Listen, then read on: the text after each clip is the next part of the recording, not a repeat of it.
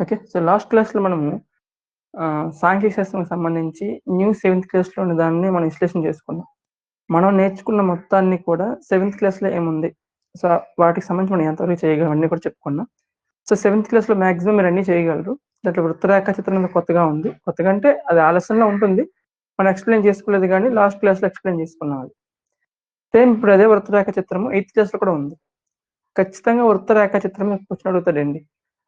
కమ్మీ రేఖ చిత్రాలు ఈ దృశ్య రూపంలో ఉన్నది మనకి డేటా ఉంటది చూసారా? దాని మీద ఎప్పుడు క్వెషన్ రాదు గానీ, కమ్మీ రేఖ చిత్రం నుంచి అడిగితే 1, 2 క్వెషన్స్ ఉంటాయి. 1, 2 పాయింట్స్ ఉంటాయి. అడిగితే అవే అడగాలి. కానీ వృత్త రేఖ చిత్రంలో మనకి ఖచ్చితంగా ఎగ్జామ్ పాయింట్ ఆఫ్ వ్యూ మాత్రం క్వెషన్ అడుగుతాడు. మన 2019 డీఎస్‌లో కూడా అడిగాడు. లాస్ట్ మొన్న పేపర్ చేశాను కదా నేను. ఆ పేపర్ కూడా ఎక్స్‌ప్లెయిన్ చేశాను. అయితే ఇక్కడ మనము ఈ క్లాస్‌లో ఎయిత్ క్లాస్, న్యూ ఎయిత్ క్లాస్‌లో ఏముందో చూద్దాం. అలాగే ఓల్డ్ ఎయిత్ క్లాస్ కూడా ఏముందో చూద్దాం. మాక్సిమం ఈ క్లాస్ ఎంతవరకు కవర్ అయితే అంతవరకు చెప్దాం. ఎయిత్ క్లాస్ అయితే కంప్లీట్ చేసేద్దాం. న్యూ ఎయిత్ క్లాస్ అయితే కంప్లీట్ చేసేద్దాం. ఎందుకంటే న్యూ ఎయిత్ క్లాస్ టెక్స్ట్ బుక్‌లో మధ్యగతం, బాహుళకం వీటి గురించి ఏం లేదు. వాడు కొన్ని తరగతులు ఫర్ ఎగ్జాంపుల్ మనకి అవిచ్ఛిన్న దత్తాంశం తీసుకున్నాం చూసారా? అవిచ్ఛిన్న దత్తాంశం సంబంధించిన కాన్సెప్టే ఇచ్చాడు అక్కడ వాడు. ఓకే. సో, మీకు నేను అవిచ్ఛిన్న శ్రేణి దత్తాంశం చెప్పినప్పుడు తరగతుల రూపంలో చెప్పాను. ఏ విధంగా 1-5, 5-6, 5-10, 10-15, 15-20 ఈ విధంగా తరగతులుగా చెప్పాను. నేను చదివినప్పుడు ఆ టెక్స్ట్ బుక్కుల్లో వీటిని ఏమని చెప్పాడంటే తరగతులని చెప్పాడు. ఏం చెప్పాడు? తరగతులు. అయితే ఇప్పుడు మన టెక్స్ట్ బుక్‌లో వీటిని తరగతులు అంటారు. లేదా తరగతి అంతరం అంటారని చెప్పాడు. తరగతి అంతరం. అంతరం అంటే ఏంటండి? అంతరం అంటే దూరం లేదా డిస్టెన్స్ అని వస్తది. అంటే ఈ తరగతి నుంచి ఈ తరగతికి దూరాన్ని మనము తరగతి అంతరం చెప్పాం. మనం చెప్పాం. తరగతి అంతరం. అది అలాగే ఉండేది ఒకప్పుడు. కానీ ఇప్పుడున్న టెక్స్ట్ బుక్ అంటే న్యూ టెక్స్ట్ బుక్ అవ్వచ్చు. ఓల్డ్ ఎయిత్ క్లాస్ టెక్స్ట్ బుక్‌లో కూడా తరగతి అంతరం అని దేన్నన్నాడంటే వీటిని తరగతి అంతరాలని చెప్పాడు వాడు. షార్ట్ కట్‌లో వాటిని తరగతి అని పిలుస్తారని చెప్పాడు. తరగతులు లేదా తరగతి. మరి ఈ తరగతి నుంచి ఈ తరగతికి మధ్య డిస్టెన్స్‌ని లేదా ఈ తరగతి నుంచి ఈ తరగతి మధ్య డిస్టెన్స్ అంటే 2 వరుస తరగతుల్లో దిగువ అవధుల మధ్య భేదం గాని, ఎగువ అవధుల మధ్య భేదం గాని మనం ఏం చెప్పుకున్నామండి? తరగతి అంతరంగా చెప్పుకున్నాం. కానీ వాడు తరగతి అంతరం అనే పదాన్ని యూజ్ చేయలేదు దానికి. తరగతి అంతరం అనే పదాన్ని దేనికి యూజ్ చేసాడంటే కేవలం తరగతులకు మాత్రమే యూజ్ చేశాడు. ఇక్కడి నుంచి ఇక్కడికి అంటే ఈ తరగతి నుంచి ఈ తరగతికున్న దీన్ని వాడు మనం ఏం చెప్పుకున్నామండి? తరగతి అంతరము లేదా తరగతి పొడవు అన్నాం కదా! సో, వాడు తరగతి పొడవు అనే అర్థం వచ్చే విధంగా ఉపయోగించాడు. సో, పొడవు అనే పేరు బదులు వాడు వెడల్పు అని ఉపయోగించాడండి. తరగతి వెడల్పు అంటే ఈ క్లాస్‌లో మనకి చూడండి ఈ 2 తరగతుల్లో ఎగువ అవధుల మధ్య భేదం గాని, దిగువ అవధుల మధ్య భేదం గాని వాడేం చెప్పాడంటే వెడల్పుగా చెప్పాడు. లేదా పరిమాణం. ఏంటి? పరిమాణం. పరిమాణం అన్నా, వెడల్పన్నా మనం ఏం తీసుకోవాలంటే తరగతి అంతరం. మనం చెప్పుకున్నాం చూడు తరగతి అంతరం. ఏమని చెప్పుకున్నాం? ఎగువ అవధుల మధ్య భేదం గాని, లేదా దిగువ అవధుల మధ్య భేదం గాని. దాన్నే వీడు ఎయిత్ క్లాస్ అవ్వచ్చు, న్యూ ఎయిత్ క్లాస్ అవ్వచ్చు, ఓల్డ్ ఎయిత్ క్లాస్ అవ్వచ్చు. దాంట్లో వెడల్పు లేదా పరిమాణంగా చెప్పాడు. వాడు తరగతి అంతరం అనే పదాన్ని ఎక్కడ యూజ్ చేసాడంటే వాడు తరగతులకి యూజ్ చేసాడు. వీటిని తరగతి అంతరాలు అంటారు.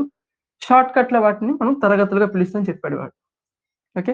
సో, ఈ డిస్టెన్స్ ఎగువ అవధుల మధ్య భేదం, లేదా దిగువ అవధుల మధ్య భేదం, లేదా ఎగువ హద్దు, దిగువ హద్దు మధ్య తేడాని కూడా మనము తరగతి అంతరంగానే చెప్పాం.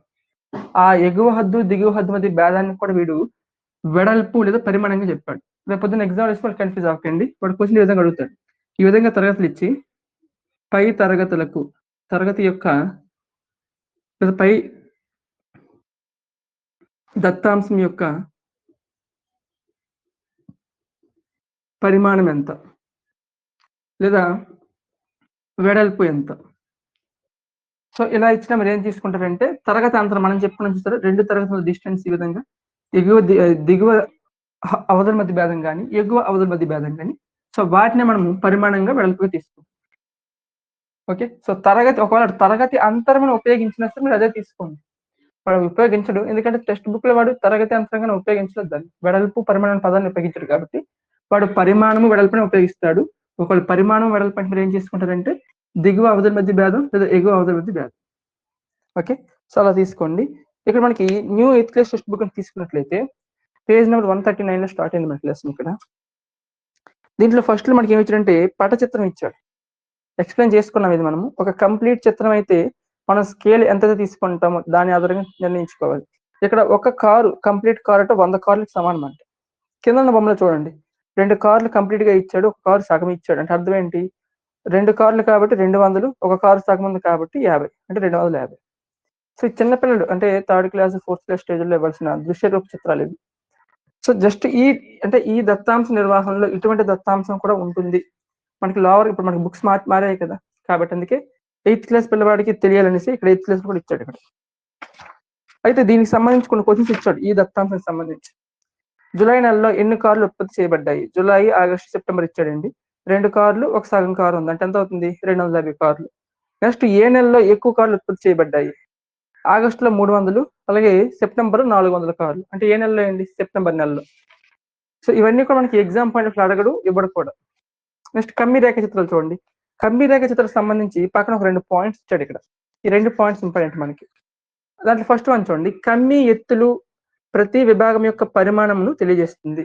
కమ్మి ఎత్తు అనేది దేన్ని సూచిస్తుందండి? ఫర్ ఎగ్జాంపుల్ మనకు దత్తాంశం తీసుకున్నప్పుడు ఆ దత్తాంశంలో మనం పౌనపుణ్యం తీసుకుంటాం చూసారా? మనం దత్తాంశంలో పౌనపుణ్యం తీసుకుంటాం చూసారా? ఆ పౌనపుణ్యాన్ని చూపిస్తుంది ఇది. ఏది? కమ్మి యొక్క ఎత్తు. అంటే కమ్మి రేఖలు ఏ విధంగా ఉంటాయి? ఈ విధంగా ఉంటాయి. సో ఈ ఎత్తు అనేది దేన్ని చూపిస్తుందంటే ప్రతి విభాగం యొక్క అంటే ప్రతి తరగతికి సంబంధించిన విలువ ఉంటుంది చూసారు, దాన్ని మనం పౌనపుణ్యంగా చెప్పుకుంటాం. ప్రతి విభాగం యొక్క ఈ పరిమాణమును చూపిస్తుంది. ఓకే. నెక్స్ట్ రెండో పాయింట్ అక్కడ ఇచ్చాడు. కమ్మీలు సమాన వెడల్పును కలిగి ఉండి వాటి మధ్య సమాన ఖాళీని కలిగి ఉంటాయి. ఇక్కడ మనకి ఈ వెడల్పు, ఇది వెడల్పు అంట.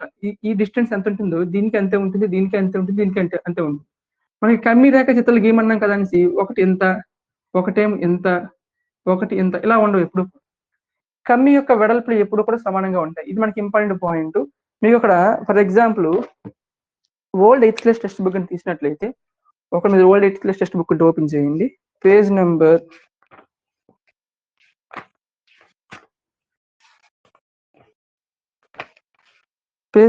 168 ఓల్డ్ 8th క్లాస్. దాంట్లో అక్కడ ఒక ప్రశ్న ఇచ్చాడు చూడండి. ఈ కమ్మీ రేఖా చిత్రాలు అన్ని చూడండి ఇక్కడ. ఈ కమ్మీ రేఖా చిత్రాలలో అన్ని కమ్మీలను ఇచ్చాడు. ఈ కమ్మీ రేఖా చిత్రాల్లో ఈ అన్ని కమ్మీలు ఏ విధంగా ఉంటాయి? ఆప్షన్ లో పొడవులు సమానం, వెడల్పులు సమానం, వైశాల్యం సమానం, విలువలు సమానం. ఇదే ప్రశ్నలాగా ఇచ్చేవాడు. సో మీకు అది అవగాహన ఉండాలి. కమ్మీ రేఖ చిత్రాలు ఏంటి సమానం అవుతాయి? ఏం సమానం అండి? వెడల్పులు సమానం. పొడవు అంటే ఇది పొడవు, కానీ మనకు ఆ పొడవులు సమానంగా ఉండవు. ఒకటి పొట్టి, ఒకటి పొడవు ఉంటాయి, కానీ వెడల్పు అనేది ఎప్పుడు సమానంగా ఉంటుంది. దాంతోపాటు ఇంకొక పాయింట్ ఇచ్చాడు న్యూ టెక్స్ట్ బుక్ లో. ఏమి ఇచ్చాడు? కమ్మీ పొడవులు వెడల్పులు సమానం, దాంతోపాటు వాటి మధ్య ఉండే ఖాళీలు. అంటే ఈ కమ్మీకి మధ్యలో ఒక ఖాళీ ఉంది, ఈ కమ్మీకి మధ్యలో ఒక ఖాళీ ఉంది, ఈ కమ్మీకి మధ్యలో ఒక ఖాళీ ఉంది. సో ఖాళీ కూడా ఒకే విధంగా ఉంటుంది ఎప్పుడు కూడా, అంటే ఆ ఒకే డిస్టెన్స్ తో ఉంటుంది. అంతేగాని ఒకటి ఈ డిస్టెన్స్ ఇచ్చి ఇంకొకటి ఇక్కడెక్కడో ఇచ్చి ఇంత డిస్టెన్స్ ఇప్పుడు ఇక్కడ ఎంత డిస్టెన్స్ అయితే ఉందో ఈ 2 కమ్మీల మధ్యలో కూడా అంతే డిస్టెన్స్ ఉంటుంది, అంటే అంతే ఖాళీ అనేది ఉంటుంది. ఓకే. సో కమ్మీ వెడల్పులు సమానం, కమ్మీల మధ్య ఖాళీ ఉంటుంది చూసారా, ఆ ఖాళీలు కూడా సమానంగా ఉంటాయి. ఈ 2 పాయింట్స్. ఓకే. సో ఇక్కడ కమ్మీకి సంబంధించిన కొన్ని ప్రాబ్లమ్స్ ఇచ్చాడు. ఆ కమ్మీ రేఖాచిత్రం అర్థం చేసుకొని అక్కడ ఇచ్చిన వాడు అడిగిన క్వశ్చన్స్ ఆన్సర్ చేయాలి. ఇక్కడ చూడండి ఏమి ఇచ్చాడు ఇక్కడ. ఒకే వెడల్పు కలిగి వాడి దత్తాంశములకు అనుపాతంలో ఎత్తులను కలిగి ఉండే కమ్మీ రూపంలో సమాచారం చూపించే చిత్రాలు ఇవి. చూడండి ఇక్కడ కమ్మీ రేఖాచిత్రం ఏం చెప్పాడంటే ఒకే వెడల్పు కలిగి ఉండాలంట, మరియు వాటి దత్తాంశాలకు, అయితే దత్తాంశం ఏదైతే ఇస్తారో ఆ దత్తాంశాలకు అనుపాతంలో ఎత్తులను కలిగి ఉండే కమ్మీల రూపంలో సమాచారం చూపించే చిత్రాలు. అనుపాతంలో అంటే ఫర్ ఎగ్జాంపుల్ ఇక్కడ స్కేల్ తీసుకుంటాడు. ఇక్కడ 5, 10, 15 ఈ విధంగా 5 ఈ స్కేల్ 5ని చూపించినప్పుడు 5 యొక్క విలువ ఒక 10 కార్లు అనుకోండి. 10 కార్లు అయితే లేదా 100 కార్లు అయితే మరి 10ని చూపించింది అనుకోండి, ఈ స్కేల్ మీద ఈ 10ని చూపించింది అనుకోండి. ఇప్పుడు ఇక్కడ ఎన్ని కార్లు ఉన్నట్లు లెక్క? ఎన్ని కార్లు అండి? 200 కార్లు అయితే 10 అవుతుంది, 200 కార్లు అవుతుంది. 100 అయితే 10 ఎంత అవుతుంది? 200. ఇదేంటిది? అనుపాతం. ఫర్ ఎగ్జాంపుల్ 5:100 తీసుకోండి, 100:200 తీసుకోండి, 10:200 తీసుకోండి. వీటికి నిష్పత్తి కట్టండి. 5 ఒకట్లు 5 20లు, 10 ఒకట్లు 10 20లు. సో 1:20 1:20 అంటే ఏ విధంగా వచ్చింది నిష్పత్తి అక్కడ? ఒకే విధంగా వచ్చింది. అంటే ఇది ఇక్కడ కమ్మీ రేఖాచిత్రాలు గీసినప్పుడు ఎత్తులనేది దేని ఆధారంగా ఎత్తులు వెయిట్‌లో ఉంటాయంటే అనుపాతంలో ఉంటాయి. విలోమానుపాతం అని అడగొచ్చు. లేదా అనులోమానుపాతం అని అడగొచ్చు. అనుపాతం. అనుపాతం అంటే ఒకే నిష్పత్తి. 5:100 ఎంతైతే ఉందో 10 5కి 100 100 అయితే ఏ విధంగా అయిందో 10కి 200 అవుతుంది. అంటే మనం తీసుకునే కమ్మీలు ఆ విధంగా ఉంటాయి. ఏ విధంగా ఉంటాయి? అనుపాతంలో ఉంటాయి. ఇక్కడ వాడు అదే ఇచ్చాడు. వాటి దత్తాంశాలకు అనుపాతంలో ఎత్తులను కలిగి ఉండే కమ్మీల రూపంలో సమాచారం చూపించి చిత్రాలను మనం ఏమంటామంటే కమ్మీలంటాం. ఓకే. సో వాడు ఇదే ప్రశ్నలాగా ఇచ్చేయొచ్చు. ఒకే వెడల్పు కలిగి ప్రశ్నలోనే ఉంది. ఒకే వెడల్పు అనగానే మీరు వెంటనే స్ట్రైక్ అయిపోతుంది మీకేంటనేసి కమ్మీ రేఖాచిత్రాలనేసి. ఒకే వెడల్పుని కలిగి వాటి దత్తాంశాలకు అనుపాతంలో ఎత్తులను కలిగి ఉండే కమ్మీల రూపంలో ఇస్తాడు అక్కడ. కమ్మీల రూపంలో ఉండే సమాచారాన్ని చూపించే చిత్రాలు. అక్కడ కమ్మీ రూపంలో కాకుండా ఎత్తులను కలిగి ఉండి సమాచారాన్ని చూపించే చిత్రాలు అని క్వశ్చన్ ఇచ్చి ఆప్షన్‌లో వృత్త రేఖాచిత్రం, పై రేఖాచిత్రం, నెక్స్ట్ ఇంకా ఒకటి 2 రేఖాచిత్రాలు ఉంటాయి కదా! దృశ్య రూప రేఖాచిత్రాలు అనేసి సంథింగ్ ఏదో ఆప్షన్ అడగొచ్చు. కాబట్టి ఒకే వెడల్పు అనగానే మీకేం గుర్తు రావాలంటే కమ్మీ రేఖాచిత్రాలు గుర్తు రావాలి. లేకపోతే ఇలాగ అడగొచ్చు. కమ్మీ రేఖాచిత్రంలో ఈ క్రింది వాటిలో సరికానిది. ఒకే వెడల్పును కలిగి ఉంటుంది. కమ్మీల మధ్య ఒకే దూరం అనేది కలిగి ఉంటుంది. కమ్మీల యొక్క ఎత్తు దత్తాంశంలో ఉన్న రాశులకు అనుపాతంలో ఉంటుంది. నెక్స్ట్ ఇంకేదో సంథింగ్ ఏదో ఇస్తాడు. కమ్మీల పొడవులు సమానం అంటాడు. ఇప్పుడు వీటిలో ఏది తప్పు? ఫస్ట్ 3 కరెక్టే. కాబట్టి కమ్మీ రేఖాచిత్రాలకు సంబంధించిన సమాచారం మనకు కంప్లీట్‌గా తెలియాలి. సో చదివితే తెలుస్తది ఇది. మనం ఒకసారి విన్న తర్వాత చదవండి. మీకు ఒక అవగాహన వస్తది దాని మీద. కమ్మీ రేఖాచిత్రం ఇచ్చాడు. దానికి సంబంధించిన కొన్ని క్వెషన్స్ ఇచ్చాడు. ఈ కమ్మీ రేఖాచిత్రాలను తెలియజేసే సమాచారం ఏంటి? ఇది కమ్మీ రేఖను దేన్ని చూపిస్తుంది? కమ్మీ రేఖను దేన్ని చూపిస్తుందంటే ఎక్స్ అక్షం మీద ఒక అంశం ఉంటుంది. వై అక్షం మీద ఒక అంశం ఉంటుంది. ఎక్స్ అక్షం మీద అంటే అడ్డంగా ఉన్నది ఎక్స్ అక్షం. దాని కింద ఒక అంశం ఇచ్చారు చూడండి. విద్యా సంవత్సరాలు. అంటే విద్యా సంవత్సరం అంటది. 2003 నుంచి 2004 ఒక విద్యా సంవత్సరం.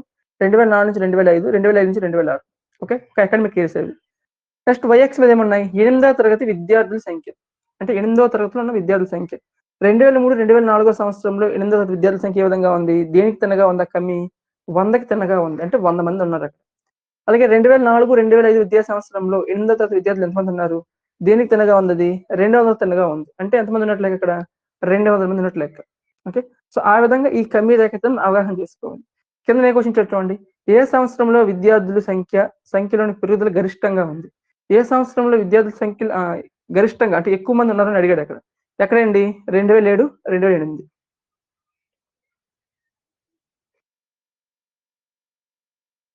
కాదు. కొంచెం చూడండి ఇక్కడ. ఏ సంవత్సరంలో విద్యార్థుల సంఖ్యలోని పెరుగుదల గరిష్టంగా ఉంది? ఏ సంవత్సరంలో విద్యార్థులు గరిష్టంగా ఉన్నారని అడగలేదు అక్కడ. పెరుగుదలలో గరిష్టంగా ఉంది. చూడండి ఇక్కడ చివరిది ముందునికి 50 మందే పెరిగారు. దానికి దాని ముందున సంవత్సరానికి 50 మందే పెరిగారు. దానికి దానికి ముందున సంవత్సరం 50 మందే పెరిగారు. మొదటి స్టార్టింగ్ చూడండి. 2003, 2004లో 100 మంది ఉంటే 2004, 2005 ఎంతమంది అయ్యారు? 200 మంది అయ్యారు. అంటే ఏ సంవత్సరంలో అక్కడ ఎంతమంది పెరిగారు? 100 మంది పెరిగారు. మిగతా అన్ని సంవత్సరాల్లో 50 మంది పెరిగారు ప్రతి సంవత్సరం. కానీ 2004, 2005 విద్యా సంవత్సరానికి గరిష్టంగా ఎంతమంది పెరిగారంటే 100 మంది పెరిగారు. కాబట్టి అక్కడ విద్యా సంవత్సరం ఏదవుతుందంటే 2004, 2005 అనేది అవుతుంది. నెక్స్ట్ ఏ సంవత్సరంలో విద్యార్థుల సంఖ్య అత్యధికంగా ఉంది? ఇది క్వెషన్ ఇది. పైదనికి కిందనికి తేడా అది. పైదింది ఏమన్నాడు? ఏ విద్యా సంవత్సరంలో విద్యార్థుల సంఖ్య గరిష్టంగా పెరిగిందని అన్నాడు. గరిష్టంగా పెరిగిందన్నాడు. సో గరిష్టంగా పెరగాలంటే పెరిగిన దీంట్లో ఎక్కువ ఉండాలి అక్కడ. మొదటిది చెప్పలేము. రెండోది చూడండి. మొదటి సంవత్సరంకి అంటే 2003, 2004 నుంచి 2004, 2005కి 100 మంది పెరిగారు. ఆ తర్వాత ఈడికి ఎంతమంది పెరిగారు? 50 మంది. ఆ తర్వాత ఈడికి 50 మంది. ఆ తర్వాత ఈడికి 50 మంది. సో ఈ లెక్కను చూసుకుంటే ఏ సంవత్సరంలో గరిష్టంగా పెరిగారు? 2004, 2005. అంతే కదా! అదయింది. కానీ మూడో క్వెషన్ ఏమి అడిగాడు చూడండి అక్కడ. ఏ సంవత్సరంలో విద్యార్థుల సంఖ్య అత్యధికంగా ఉంది? అత్యధికంగా అంటే ఎక్కువ మంది ఉన్నారు. ఏ సంవత్సరం అండి? 2007, 2008. ఓకే. సో ఈ విధంగా. ఈ క్రింది వాక్యం తప్పో ఒప్పో చెప్పండి అన్నాడు. 2005, 2006లో విద్యార్థుల సంఖ్య 2003, 2004 విద్యార్థుల సంఖ్యకి రెట్టింపు. 2005, 2006లో విద్యార్థుల సంఖ్య ఎంతమంది ఉన్నారండి? 2005, 2006 250 మంది ఉన్నారు. 2003, 2004లో ఉన్న విద్యార్థుల సంఖ్యకి రెట్టింపు. 2003, 2004 ఎంతమంది ఉన్నారు? 100 మంది ఉన్నారు. ఇక్కడ 250 మంది ఉన్నారు. అంటే 2003, 2004లో విద్యార్థుల సంఖ్య కంటే రెట్టింపు అన్నాడు. రెట్టింపు అంటే ఎంతమంది అవ్వాలి? 200 మంది అవ్వాలి. కానీ అక్కడ ఎంతమంది అయ్యారు? 250 మంది అయ్యారు. కాబట్టి తీసుకోకూడదని అనుకుంటున్నాను నేను. పర్ఫెక్ట్‌గా తీసుకోవాలనుకుంటే 200 మంది ఉండాలి అక్కడ. కానీ 250 మంది ఉన్నారంటే వాడు చెప్పింది తప్పనే కదా అక్కడ అర్థం. నెక్స్ట్ చూడండి జంట కమ్మి రేఖాచిత్రాలు. జంట కమ్మి రేఖాచిత్రాలు అంటే రెండేసి అంశాలను పోలిస్తాయి ఒకేసారి అది. ఇప్పుడు ఇదొక సంవత్సరం, ఇదొక సంవత్సరం అంశాన్ని పోల్చొచ్చు. లేదా ఈడొక విద్యార్థి, ఈడొక విద్యార్థిని పోల్చొచ్చు. లేదా ఇదొక సబ్జెక్ట్, ఇదొక సబ్జెక్ట్‌ని పోల్చొచ్చు. సో ఏదైనా సరే 2 అంశాలను పోలుస్తాయి. ఇక్కడే చూడండి 2005, 2006 అలాగే 2006, 2007 2 రకాల సంవత్సరాలండి అవి. ఇక్కడ ఏమిచ్చాడు విషయం గణితము, విద్యార్థులు పొందిన మార్కులు. 2005, 2006లో గణితంలోను అలాగే గణితంలో పొందిన మార్కులు ఏ విధంగా ఉన్నాయి, సాంఘిక శాస్త్రంలో పొందిన మార్కులు ఏ విధంగా ఉన్నాయి, సామాన్య శాస్త్రంలో పొందిన మార్కులు ఏ విధంగా ఉన్నాయి, అలాగే ఆంగ్లము అలాగే హిందీ. ఫస్ట్ వన్ చూడండి ఇక్కడ క్వశ్చన్ అడిగాడు దేన్ని తెలియజేస్తుంది, దేన్ని తెలియజేస్తుందండి సబ్జెక్ట్ ని అలాగే 2 సంవత్సరాలు చూడండి ఇక్కడ విద్యార్థులు పొందిన మార్కులు సబ్జెక్ట్ లో పొందిన మార్కులు 2005, 2006 విద్యా సంవత్సరంలోను అలాగే 2006, 2007 విద్యా సంవత్సరంలోను ఈ 2 సంవత్సరాల్లో గణితంలో పొందిన మార్కులు. ఫర్ ఎగ్జాంపుల్ నేను ఉన్నాను 2006లో గణితంలో ఎన్ని మార్కులు పొందాను చూడండి ఇక్కడ దేని తిన్నగా ఉంది అది 2005లో దేని తిన్నగా ఉంది 30కి తిన్నగా ఉంది. అంటే 2005లో నేను గణితంలో పొందిన మార్కులు 30. న్యూ టెక్స్ట్ బుక్ ఇది న్యూ టెక్స్ట్ బుక్ 141. 2000 చూడండి ఇక్కడ 2005, 2006, 2006, 2007 2005లో నేను గణితంలో మార్కులు దేనికి తిన్నగా ఉన్నాయి 30కి తిన్నగా ఉన్నాయి. ఇక్కడ చూడండి గణితం అనేది అంటే వైట్ ఇచ్చాడు, 2005, 2006 అంటే వైట్ ఇచ్చాడు, 2006, 2007 అంటే బ్లూ ఇచ్చాడు. అంటే ఇక్కడ వైట్ గా ఉన్నది 2005, 2006కి సంబంధించింది, బ్లూగా ఉన్నది 2006, 2007కి సంబంధించింది. ఓకే సో 2005, 2006లో నేను గణితంలో ఎన్ని మార్కులు పొందానంటే 30 మార్కులు పొందాను. 2006, 2007లో గణితంలో ఎన్ని పొందానంటే చూడండి ఇక్కడ 60కి తిన్నగా ఉంది, అంటే 60 మార్కులు పొందాను. సాంఘిక శాస్త్రం చూడండి 2005, 2006లో నేను 50కి తిన్నగా ఉంది సోషల్ అనేది. అదే 2006, 2007లో 60కి కొంచెం 50కి 60కి మధ్యలో వచ్చింది, అంటే 55 మార్కులు అనుకోవచ్చు. ఓకే సో ఇక్కడ 50 ఇక్కడ 60 50 తిన్నగా ఉంటే 50 తీసుకోవాలి, 60 తిన్నగా ఉంటే 60 తీసుకోవాలి. 50కి 60కి మధ్యలో ఉందనుకోండి కనిపించింది అనుకోండి దాన్ని 55గా భావించాలి మనం. ఓకే సో ఆ విధంగా ఇక్కడ ఉన్న దత్తాంశానికి సంబంధించిన ప్రాబ్లమ్స్ కొన్ని ఇచ్చాడు, అంటే క్వశ్చన్స్ అడిగాడు, ఆ దత్తాంశం అవగాహన చేసుకుని దానికి ఆన్సర్ చేయాలి. ఏ విషయం నందు ప్రతిభ క్షీణించింది. ఇప్పుడు మొదటి సంవత్సరం 2005, 2006లో కంటే 2006, 2007లో ఎక్కువ మార్కులు వచ్చాయి అనుకోండి నువ్వు ప్రతిభ కనబరిచినట్లే. మొదటి సంవత్సరం అంటే 2005, 2006 నీకు వచ్చిన మార్కుల కంటే 2006, 2007లో వచ్చిన మార్కులు తగ్గిపోయాయి అనుకోండి నీకు ప్రతిభ క్షీణించినట్లు లెక్క. అక్కడ ఎక్కడ వచ్చింది చూడండి, ప్రతి సంవత్సరం కూడా పెరిగింది, కానీ ఆంగ్లంలో చూసుకున్నట్లయితే నువ్వు ఆంగ్లంలో చూడండి ఇక్కడ 2005, 2006లో వైట్ ఎక్కువ ఉంది, బ్లూ తక్కువ తగ్గిపోయింది. అక్కడ ఏమైంది క్షీణించింది నీకు. అక్కడ ఏమన్నాడు ఏ విషయం నందు ప్రతిభ క్షీణించిందంటే ఇంగ్లీష్లోను. ఓకే నెక్స్ట్ ఏ విషయం నందు ప్రతిభ అత్యధికంగా ఉంది, అత్యధికంగా అంటే ఉన్నదానికంటే పెరగడం. ఫస్ట్ చూడండి 30 ఉండేది 60 అయింది, అంటే దానికి డబల్ అయ్యింది. రెండోది సాంఘిక శాస్త్రం సోషల్ 50 ఉన్నది 55 అయింది, అంటే 5 పెరిగాయి. నెక్స్ట్ సామాన్య శాస్త్రం అది కూడా 50 ఉన్నది 55 అయింది, అది కూడా సేమ్ 5 పెరిగింది. నెక్స్ట్ హిందీ చూసుకుంటే 2 సమానమే. కాబట్టి ఇవేవి కాకుండా ఫస్ట్ వన్ చూడండి గణితంలో 30 ఉన్నది 60 అయ్యింది, అంటే సగం మార్కుల వరకు పెరిగాయి. కాబట్టి దేంట్లో అత్యధికంగా పెరుగుదల వచ్చిందంటే మ్యాథ్స్. అక్కడ ఏ విషయం నందు విద్యార్థుల ప్రతిభ నిలకడగా ఉంది, నిలకడగా అంటే తరగను లేదు పెరగను లేదు. ఓకే సో ఏ విధంగా ఉంది అక్కడ లాస్ట్ హిందీ అనేది దీంట్లో. ఓకే ఓకే సో ఆ విధంగా మనకి ఇక్కడ కమ్మి రేఖ చిత్రాలు అవగాహన చేసుకొని చెయ్యాలి. డిఎస్సీలో అయితే 99% అడగడండి, 99.99% కూడా అడగడు. అడిగితే 0.1% అయితే అడగాలి. కానీ ఈ కమ్మి రేఖ చిత్రం మనకి ఎక్కువగా ఎక్కడ అడుగుతుంటాడు అంటే ఆల్ కాంపిటేటివ్లో అడుగుతుంటాడు, రైల్వే ఎగ్జామ్స్ లో కానీ లేదంటే ఎస్ఐ కానిస్టేబుల్ ఎగ్జామ్స్ లో కానీ ఇటువంటి అడుగుతుంటాడు. సో మీరు ఒకవేళ దాన్ని ప్రిపేర్ అయితే ఇటువంటి చూడండి పర్వాలేదు. Next page number 143 new text book. అక్కడ మనకి ప్రయత్నించని కొన్ని ఇచ్చాడు, కొంత ఇన్ఫర్మేషన్ ఇచ్చాడు, దానికి సంబంధించిన వాడు కమ్మి రేఖ చిత్రాలు గీయమన్నాడు. కమ్మి రేఖా చిత్రాలు గీయడం అంటే ఏంటండి, ఎక్స్ అక్షం మీద ఒక అంశం తీసుకోవాలి, వై అక్షం మీద ఒక అంశం తీసుకోవాలి. మనం ఏ అంశం అయితే తీసుకుంటామో దాని యొక్క విలువలు తీసుకోవాలి. ఇక్కడ విలువలు ఏమి ఇచ్చాడు, అమ్మిన గడియారాల సంఖ్య 1000, 1500, 1500, 2000, 2500, 1000, 1500 అంటే ఎంత పెరిగింది ఇక్కడ ఒక 500 లెక్క పెరిగాయి. అంటే మనకి తీసుకునే దాంట్లో గుణిజాలు తీసుకోండి, 1000, 1500, 1500, 2000, 2500, 1500 ఇవి దేనికి గుణిజాలుగా ఉన్నాయి, 500 గుణిజాలుగా ఉన్నాయి. అంటే వైఎక్సం మీద 500, 1000, 1500, 2000, 2500, 3000 తీసుకోవాలి. ఈ ఎక్స్ఎక్స్ మీద ఏం తీసుకోవాలంటే ఏమి ఇచ్చాడు అక్కడ? నెలలు ఇచ్చాడు. జూన్ నెల, జూలై నెల, ఆగస్ట్ నెల, సెప్టెంబర్ నెల, అక్టోబర్ నెల, నవంబర్, డిసెంబర్. సో దానికి సంబంధించిన బార్గ్రాఫ్ తీసుకోవాలి మనం ఇలాగా. ఎగ్జామ్ అడిగాడు కదా. సో జస్ట్ మీకు ఒకవేళ ఎవరికైనా చెప్పాల్సి వస్తే ఆ విధంగా చెప్తారని చెప్పాను అంతే. ఓకే, సో అలా తీసుకోవడం అండి. నెక్స్ట్ ఇది కూడా, నెక్స్ట్ ఏంటి, దీనికి కూడా నడక, సైకిల్ తొక్కడం రెండు ఇచ్చాడు. రెండు అంశాలు ఇచ్చిన అర్థం ఏంటి? డబుల్ బార్గ్రాఫ్ వస్తుంది అక్కడ. పాఠశాల ఏ, పాఠశాల ఏ, పాఠశాల ఏ, పాఠశాల బి, పాఠశాల సి. దీని మీద మనకి దీని మీద ఏమొస్తుంది? కిలోమీటర్లు ఇవి. నడక్కి 40 కిలోమీటర్లు, 55 కిలోమీటర్లు, 15 కిలోమీటర్లు కదా. మీరు ఏ విధంగా తీసుకోవాలి? 5 లెక్క తీసుకోండి, లేదా 10 లెక్క తీసుకోవచ్చు. 10, 20, 30, 40, 50. స్కేల్ అది YX మీద స్కేల్ ఒకే విధంగా ఉండాలి. 10 తీసుకొని మళ్ళీ 15, 15 తర్వాత మళ్ళీ 25 ఇలా తీసుకోకూడదు. ఫస్ట్ 0 నుంచి 10, 10 నుంచి 20, 20 నుంచి 30, 30 నుంచి 40 అంటే ఒకే డిస్టెన్స్ తో ఉండాలి. లేదా 0 నుంచి 5, 5 నుంచి 10, 10 నుంచి 15, 15 నుంచి 20 ఇలా తీసుకోవాలి. ఓకే, సో అది ఆ విధంగా చేయడమేనండి. జస్ట్ కమ్మీర్ యాక్చువల్ తీయమన్నాడు, మీకు చేయాలనిపిస్తే చేయండి అంతే, అవసరం లేదు ఎగ్జామ్ అయితే. నెక్స్ట్ పేజ్ నెంబర్ 145 తీయండి. 145 మనకి ఇక్కడ అసలు పౌనపుణ్యం అంటే ఇచ్చాడు అక్కడ మనకి. మనం గణన చిహ్నాలను ఉపయోగించి గణన చిహ్నాల ఆధారంగా కొన్ని విలువలు రాసాం. ఫర్ ఎగ్జాంపుల్ 1, 1, 1 ఇలా ఉన్నప్పుడు దీనికి విలువని ఎంత చెప్పాం? 5గా చెప్పాం. ఇదెంత అవుతుంది? 3 అవుతుంది. ఇదెంత అవుతుంది? 6 అవుతుంది. సో ఈ గణన చిహ్నాలు ఉపయోగించి రాసిన ఈ విలువలనే ఏమన్నామంటే మనము పౌనపుణ్యం అని చెప్తాం. ఏం చెప్తాం? పౌనపుణ్యం. మనకి దత్తాంశంలో మనం చెప్పుకున్న అవిచ్ఛిన్న శ్రేణి దత్తాంశం అవ్వచ్చు, విచ్ఛిన్న శ్రేణి దత్తాంశం అవ్వచ్చు. ఆ దత్తాంశంలో వాడు ఏంటంటే ఎఫ్ వాల్యూ ఏ విధంగా ఇచ్చాడండి? నెంబర్స్ గానే ఇచ్చాడు, అంతే కదా. గణన చిహ్నాల రూపంలో ఇవ్వలేదు. గణన చిహ్నాలు చిన్న క్లాసులో ఇస్తారు తప్ప దానికి పెద్ద క్లాసులో ఇవ్వడం చెప్పుకున్నాం మనం. సో మనకి ఆ గణన చిహ్నాలకి ఉపయోగించి రాసిన ఈ సంఖ్యాత్మక విలువని మనం ఏమంటే పౌనపుణ్యం అంటే చెప్పుకున్నాం. మనకు గుర్తుందో లేదో. సో ఇటువంటి సంఖ్యా రూపాలను మనం ఏమంటే పౌనపుణ్యం అంటాం. ఇక్కడ అదే ఇచ్చాడు. పౌనపుణ్యం అనేది ఆ విషయం ఎన్నిసార్లు వస్తుందో తెలియజేస్తుంది. స్టేట్మెంట్స్ మనకి ఇంపార్టెంట్.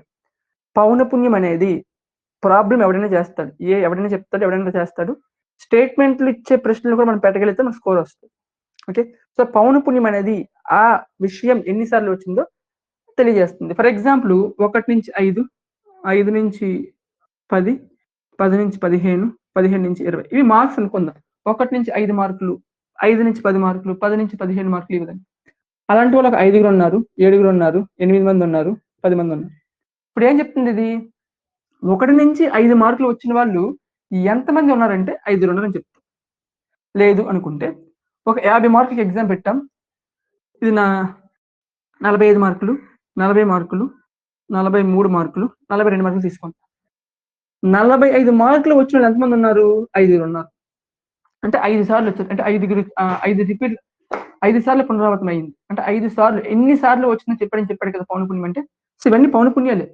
పౌనపుణ్యం అని దేన్ని చూపిస్తుంది అంటే ఎన్ని సార్లు వచ్చిందో, 45 మార్కులు ఎన్ని సార్లు వచ్చిందో చెప్తుంది ఇక్కడ. 40 మార్కులు 7 సార్లు వచ్చింది. 40 మార్కులు ఎంతమందికి వచ్చింది, ఎన్ని సార్లు వచ్చిందో చెప్తుంది.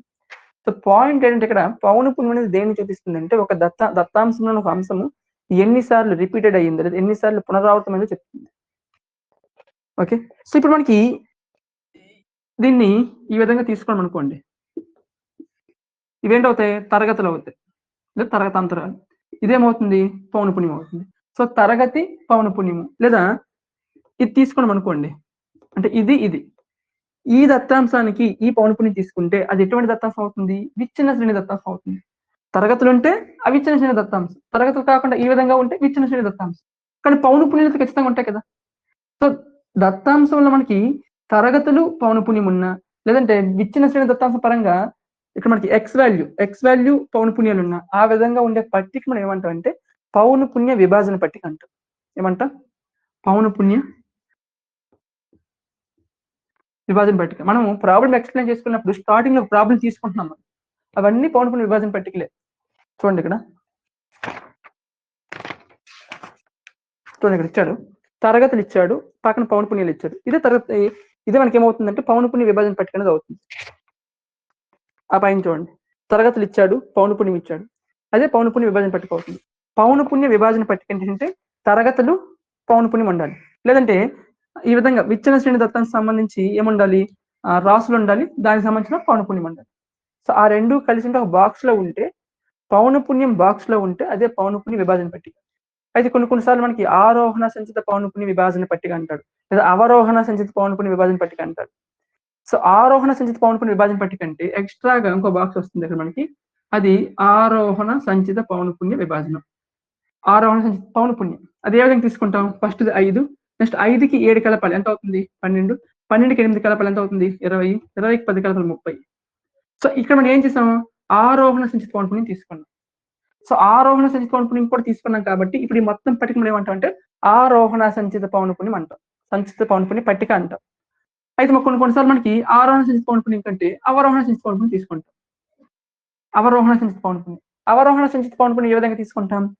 కింద నెంబర్ స్టార్ట్ చేస్తాం. ఆరోహణ అయితే పైనుంచి కింద కలుపుకుంటూ వస్తాం. అవరోహణ అయితే కింద నుంచి పైకి కలుపుకుంటూ వెళ్తాం. మనకి ఆరోహణ, అవరోహణ 2 కూడా ఒకే పట్టికలో చూపించకూడదు. 2 వేరే వేరేగా చూపించాలి. ఆరోహణ సంచిత పౌనఃపున్యం చూపించే పట్టికని ఆరోహణ సంచిత పౌనఃపున్య పట్టిక అంటాం. అవరోహణ సంచిత పౌనఃపున్యం చూపించే పట్టికని అవరోహణ సంచిత పౌనఃపున్య పట్టిక అంటాం. అవరోహణ సంచిత పౌనఃపున్యం ఏ విధంగా చూపిస్తాం? కింద నుంచి పైకి కలుపుకెళ్ళిపోవడమే. 10, 10 + 8 18, 18 + 7 25, 25 + 5 30. సో, అవరోహణ సంచిత పౌనఃపున్యం చూపిస్తే అది అవరోహణ సంచిత పౌనఃపున్య పట్టిక. ఇక్కడ మనకి ప్రయత్నించండి ఒక క్వెషన్ ఇచ్చాడు చూడండి 145లో.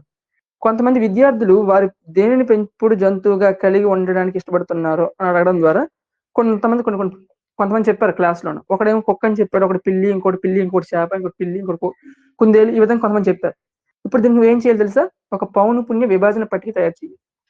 ఫస్ట్ పిల్లి, గణన చిహ్నాలు, పౌనఃపున్యం. పిల్లి అనేవాళ్ళు ఎంతమంది ఇష్టపడుతున్నారు? దానికి సంబంధించిన గణన చిహ్నాలు తీసుకోవాలి ఈ విధంగా. సో, దానికి సంబంధించిన పౌనఃపున్యం ఎంతది? 5, 3 అంటే 8 మంది. అలాగే కుక్క, అలాగే కుందేలు, అలాగే గాడిద, అలాగే ఇంకేదో. సో, అక్కడ ఏదైతే అంశాలు ఇచ్చాడో దానికి సంబంధించిన అంశం తీసుకోవాలి. దానికి గణన చిహ్నాలు తీసుకోవాలి. ఆ గణన చిహ్నాలు ఎంతైతే వచ్చిందో దానికి సంబంధించిన పౌనఃపున్యం తీసుకోవాలి. ఆ విధంగా ఒక పట్టిక తయారు చేయాలి. ఆ విధంగా పట్టిక తయారు చేయమన్నాడు. ఎగ్జామ్ పాయింట్ ఆఫ్ అడగడు. ఓకే. నెక్స్ట్ ఇక్కడ పేజ్ నెంబర్ 147 తీయండి. సేమ్ తరగతులు ఇచ్చాడు. తరగతులకు సంబంధించిన గణన చిహ్నాలు ఇచ్చాడు. దానికి సంబంధించిన పౌనఃపున్యాలు ఇచ్చాడు. ఇక్కడ మనకి ఇక్కడ ఇచ్చాడు చూడండి. పాయింట్ ఇక్కడ 0 నుంచి 10, 10 నుంచి 20, 20 నుంచి 30 మొదలగు సమూహాలలో ప్రతి దానిని తరగతి అంతరం అంటాం. లేదా సూక్ష్మంగా తరగతి అంటాం. తరగతి అంతరం లేదా సూక్ష్మంగా తరగతి అంటాం. అంటే మనము తరగతులుగా చెప్పుకున్న దాన్ని వీడేమన్నాడు? తరగతి అంతరం అన్నాడు. దాన్నే తరగతిగా చెప్పాడు. మనం తరగతి అంతరాన్ని దేన్ని చెప్పామో వాడు తరగతి అంతరం దాన్ని అనలేదు. అది కూడా ఉంటుంది చూడండి అక్కడే పాయింట్. చూసారా పాయింట్? 0 నుంచి 10, 10 నుంచి 20, 20 నుంచి 30 వీటిని ఏమన్నాడు? తరగతి అంతరం లేదా సూక్ష్మంగా అంటే షార్ట్ కట్ లో తరగతి అంతరం చెప్పాడు. లాస్ట్ పాయింట్ చూడండి. చివరి అక్కడికి వచ్చేసరికి కిందకి లాస్ట్ ఈ బాక్స్ పైన చూడండి. ఒక తరగతి యొక్క ఎగువ అవధి లేదా దిగువ అవధిలో భేదమును ఆ తరగతి యొక్క వెడల్పు లేదా పరిమాణం అంటారని చెప్పాడండి.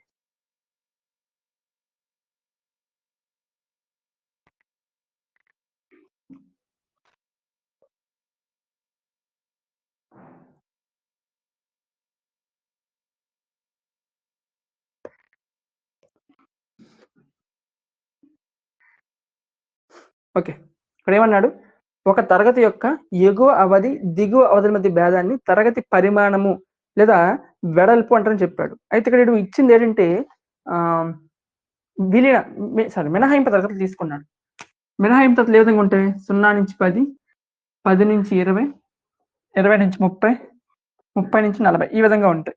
దీంట్లో వాడు ఏం చెప్పాడంటే ఎగువ అవధి, దిగువ అవధి మధ్య భేదం అన్నాడు. అంటే ఈ రెండింటి మధ్య భేదం ఎంత అవుతుంది? 10. ఈ రెండింటి మధ్య భేదం ఎంత అవుతుంది? 10. ఈ రెండింటి మధ్య భేదం 10. ఈ రెండింటి మధ్య భేదం 10. సో, మినహాయింపు తరగతుల్లో మనం తీసుకున్న తరగతి యొక్క ఎగువ అవధి, దిగువ అవధి మధ్య భేదం ఒకే విధంగా ఉంటుంది. రెండు తరగతుల యొక్క దిగువ అవధుల మధ్య భేదం కూడా ఒకే విధంగా ఉంటుంది. కానీ విలీన తరగతులకు వచ్చేసరికి ఆ విధంగా ఉండదు. విలీన తరగతి మళ్ళీ మారిపోతుంది. ఫర్ ఎగ్జాంపుల్ 1 నుంచి 10, 11 నుంచి 20 వీటి మధ్య భేదం ఎంత అయిందండి? 9. వీటి మధ్య భేదం ఎంత అయిందండి? 9. వీటి మధ్య భేదం ఎంత అవుతుందండి? 10 అవుతుంది. ఇప్పుడు తరగతి యొక్క వెడల్పు అంటే ఏం తీసుకుంటారు మీరు? పరిమాణం అంటే ఒక్క నిమిషం వెయిట్ చేయండి. చూడండి ఇక్కడ old 8th class textbook లో పేజ్ నెంబర్ 179 లో ఆ లెసన్ లో మనకి లాస్ట్ మనం ఏం నేర్చుకున్నాం బాక్స్ ఇస్తారు కదా, ఆ బాక్స్ లో 9వ పాయింట్ చూడండి.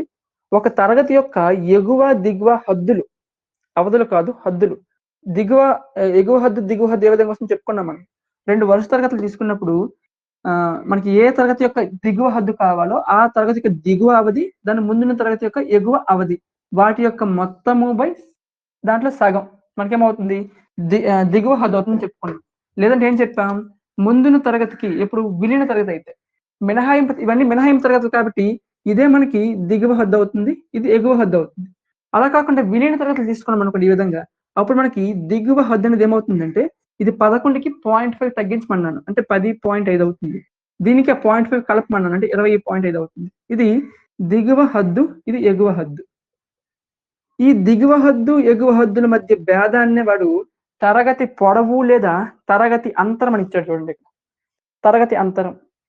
కానీ ఇక్కడ ఏం చెప్పాడు వీడు, తరగతి అంతరం అంటే వీటిని తరగతి అంతరాలు అని చెప్పాడు. ఇలా పనికి మళ్ళీ రాస్తే చొప్పించకూడదు అనిపిస్తుంది. సో తరగతి అంతరం ఏంటంటే తరగతులు రెండు మూడు వరుస తరగతుల మధ్య భేదం అవ్వచ్చు, లేదంటే మనం చెప్పుకున్న దిగువ అవధుల మధ్య 2 వరుస తరగతుల్లో దిగువ అవధుల మధ్య భేదం కానీ, ఎగువ అవధుల మధ్య భేదం కానీ, అవధుల మధ్య భేదం కానీ, లేదంటే దిగువ హద్దు ఎగువ హద్దు మధ్య భేదం కానీ ఏమవుతుంది తరగతి అంతరం అవుతుందని చెప్పాం. తరగతి అంతరం సి క్లాస్ ఇంటర్వల్ అని చెప్పాం. దాన్ని తరగతి పొడవు అంటారని చెప్పాం. ఓకే, సో ఇక్కడ నేను అదే టెక్స్ట్ బుక్లు ఇచ్చిందే చెప్తున్నాను మీకు, నేను కొత్త పాయింట్ అయితే చెప్పడం లేదు. మళ్ళీ ఇక్కడ ఏమి ఇచ్చాడు అది కూడా చెప్తున్నానండి. ఏమన్నాడు ఇక్కడ వీడు 0 నుంచి 10, 10 నుంచి 20, 20 నుంచి 30, 30 నుంచి 40 ఇలా తీసుకున్నాడు.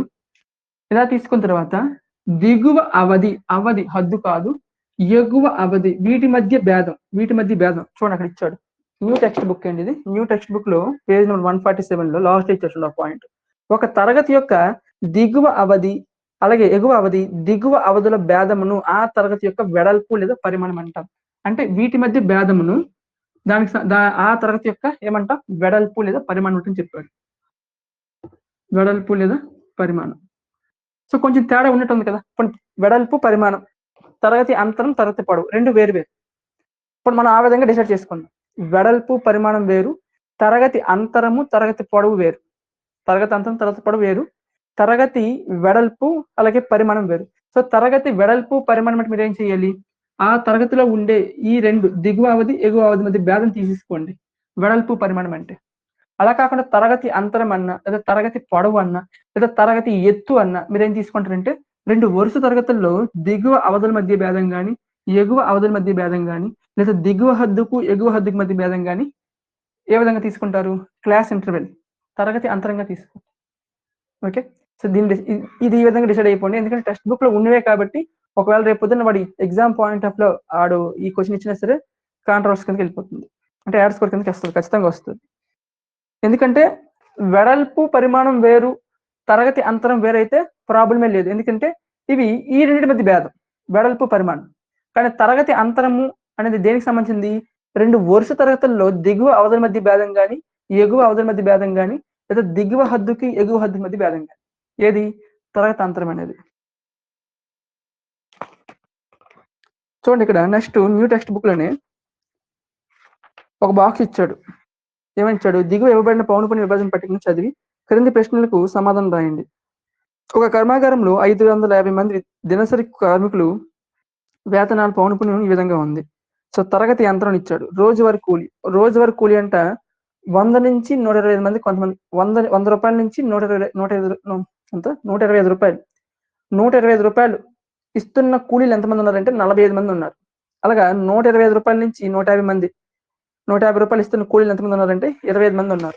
ఆ విధంగా 325 రూపాయల వరకు ఇస్తున్న కూలీల సంఖ్య ఇచ్చాడు. అక్కడ కూలీలు డబ్బులు ఇచ్చాడు, డబ్బులు అలాగే వారి యొక్క సంఖ్య మొత్తం ఎంతమంది 550 మంది. సో కింద కొన్ని క్వశ్చన్స్ అడిగారు చూడండి. తరగతి అంతరాల పరిమాణం ఎంత, తరగతి అంతరాల పరిమాణం అంటే ఏం చేయాలండి, ఈ రెండింటి మధ్య డిఫరెన్స్ తీసుకోండి. అడగచ్చండి, ఖచ్చితంగా అడుగుతాడు. ఏమని అడుగుతాడంటే 0, 10, 0 to 10, 11, 1 నుంచి 10, 11 నుంచి 20, 21 నుంచి 30, 31 నుంచి 40 తరగతి యొక్క పరిమాణం ఎంత అంటారు. పరిమాణం అంటే మీరేం చేయాలి, దిగువ అవధి ఎగువ అవధి ఈ రెండింటి మధ్య భేదమే తీసుకోవాలి మీరు పరిమాణం అంటే. ఇక్కడ ఏమన్నాడు, తరగతుల యొక్క పరిమాణం ఎంత అన్నాడు. మీరు ఏ తరగతిని తీసుకోండి, 150కి 175 మధ్య డిఫరెన్స్ ఎంత అండి, 25. ఇప్పుడు 250కి 275 మధ్య డిఫరెన్స్ ఎంత అండి, 25. ఇప్పుడు 200కి 225 మధ్య డిఫరెన్స్ ఎంత అండి, 25. అంటే ఇక్కడ పరిమాణం ఎంత తీసుకోవాలి, 25గా తీసుకోవాలి. ఏ తరగతి గరిష్ట పౌనపున్యం కలిగి ఉంది. గరిష్ట పౌనపున్యం అంటే ఆ రైట్ సైడ్ బాక్స్ చూడండి, అక్కడ అటు సైడ్ బాక్స్, రైట్ సైడ్ లో బాక్స్ లోన దాంట్లో పెద్ద విలువ ఏదైతే అదే మనకు అవుతుంది. 140 మంది ఉన్నారంట, అదేది 200 నుంచి 225. అంటే ఏ తరగతి అవుతుంది అక్కడ, అది 200 నుంచి 225 అనేది అవుతుంది.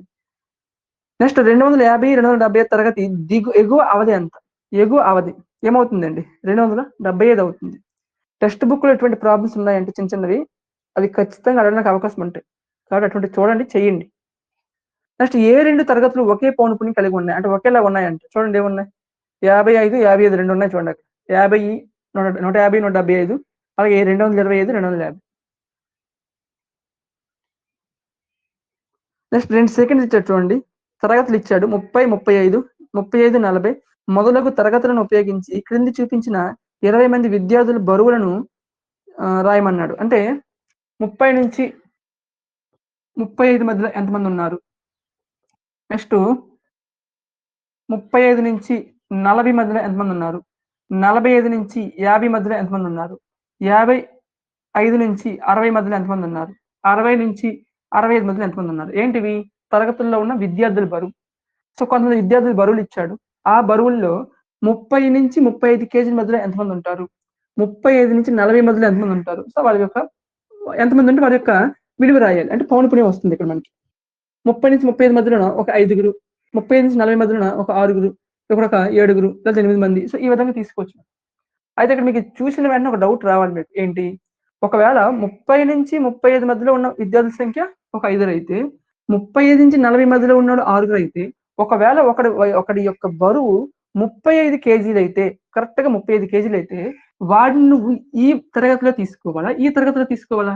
ఇక్కడ చూడండి, ఇక్కడ 35 ఉన్నాడు, ఇక్కడ 35 ఉన్నాడు. అటువంటి సందర్భంలో వాడిని నువ్వు ఏ తరగతిలో తీసుకుంటావు. ఏ తరగతిలో తీసుకుంటావంటే రెండవ తరగతి, అంటే మొదటి దీంట్లో ఉన్నాడు ఇక్కడ కాకుండా ఇక్కడ ఈ తరగతిలో తీసుకోవాలి నువ్వు. ఓకే, సో ఆ పాయింట్ గుర్తుపెట్టుకోండి.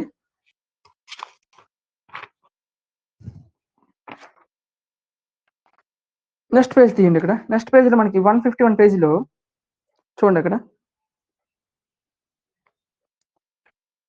మనకి పైన ఒక పాయింట్ ఇచ్చాడు, సోపాన చిత్రం అని ఇచ్చాడు. సోపాన చిత్రం అంటారండి. దత్తాంశాన్ని ఈ విధంగా దిమ్మల రూపంలో చూపించడాన్ని, దిమ్మల రూపంలో సూచించే రేఖ చిత్రాన్ని సోపాన రేఖా చిత్రం అంటారని చెప్పాడు. సోపాన రేఖా చిత్రం, కమ్మీ రేఖా చిత్రం, ఇవన్నీ ఒకటే. కమ్మీ రేఖా చిత్రం ఒక పేరు, సోపాన రేఖా చిత్రం.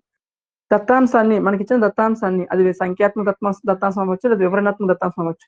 ఏ దత్తాంశం ఇస్తే ఆ దత్తాంశాన్ని మనము ఈ విధంగా కమ్మీల రూపంలో చూపిస్తే ఇటువంటి దత్తాంశం ఏమంటామంటే, ఇటువంటి చిత్రాన్ని ఏమంటామంటే సోపాన రేఖా చిత్రం అంటాం. ఓకే, లేదా కమ్మీ రేఖా చిత్రం అంటాం.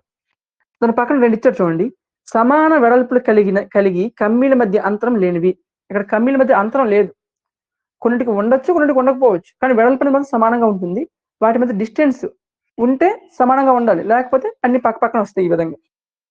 ఇంకో పాయింట్ చూడండి, కమ్మీల పొడవులు దత్తాంశంలో ఇచ్చిన అంశం యొక్క పౌనపున్యం తెలియజేస్తాయి. చెప్పాను మీకు ముందే, కమ్మీల యొక్క పొడవులు దేన్ని చూపిస్తాయి అంటే దత్తాంశంలో ఉండే పౌనపున్యాన్ని చూపిస్తాయి. ఓకే, సో ఇది గుర్తుపెట్టుకోండి. డైరెక్ట్ ప్రశ్నలు అండి ఇవి. కమ్మీ రేఖా చిత్రంలో కమ్మీ యొక్క పొడవు దేన్ని చూపిస్తుంది, దత్తాంశంలో ఉన్న పౌనపున్యాన్ని, దత్తాంశం యొక్క వ్యాప్తిని, దత్తాంశం యొక్క తరగతి అంతరాన్ని, లేదా దత్తాంశం యొక్క సంఖ్య ఇస్తాడు వాడు.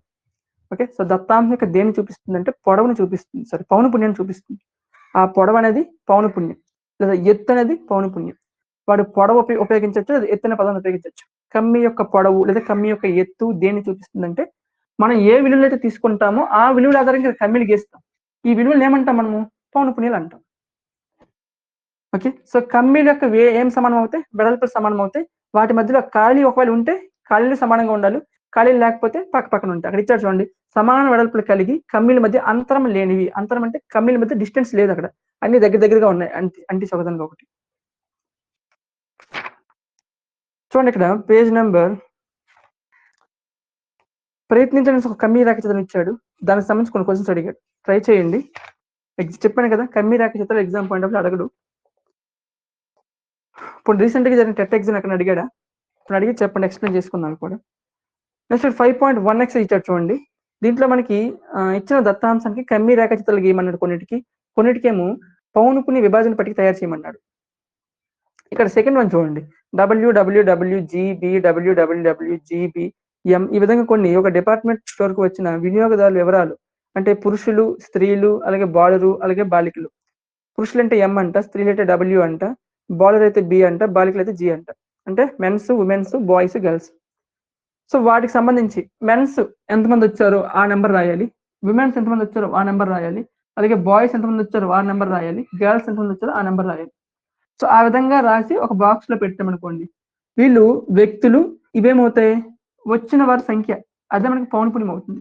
ఆ రెండు మనం ఒక బాక్స్ లో చూపించినట్లయితే ఆ బాక్స్ మనం ఏమంటామంటే పౌనపున్య విభాజన పట్టిక అంటాం. ఓకే, సో దానికి పౌనపున్య విభాజన పట్టిక తయారు చేయమన్నాడు వాడు. నెక్స్ట్ గణన చిహ్నాలు ఉపయోగించమన్నాడు కూడా. అంటే 3 బాక్సులు వస్తాయి. పురుషులు, గణన చిహ్నాలు, పౌనపున్యం, ఆ 3 కలిపి ఒక బాక్స్ లో చూపించాలి మనం.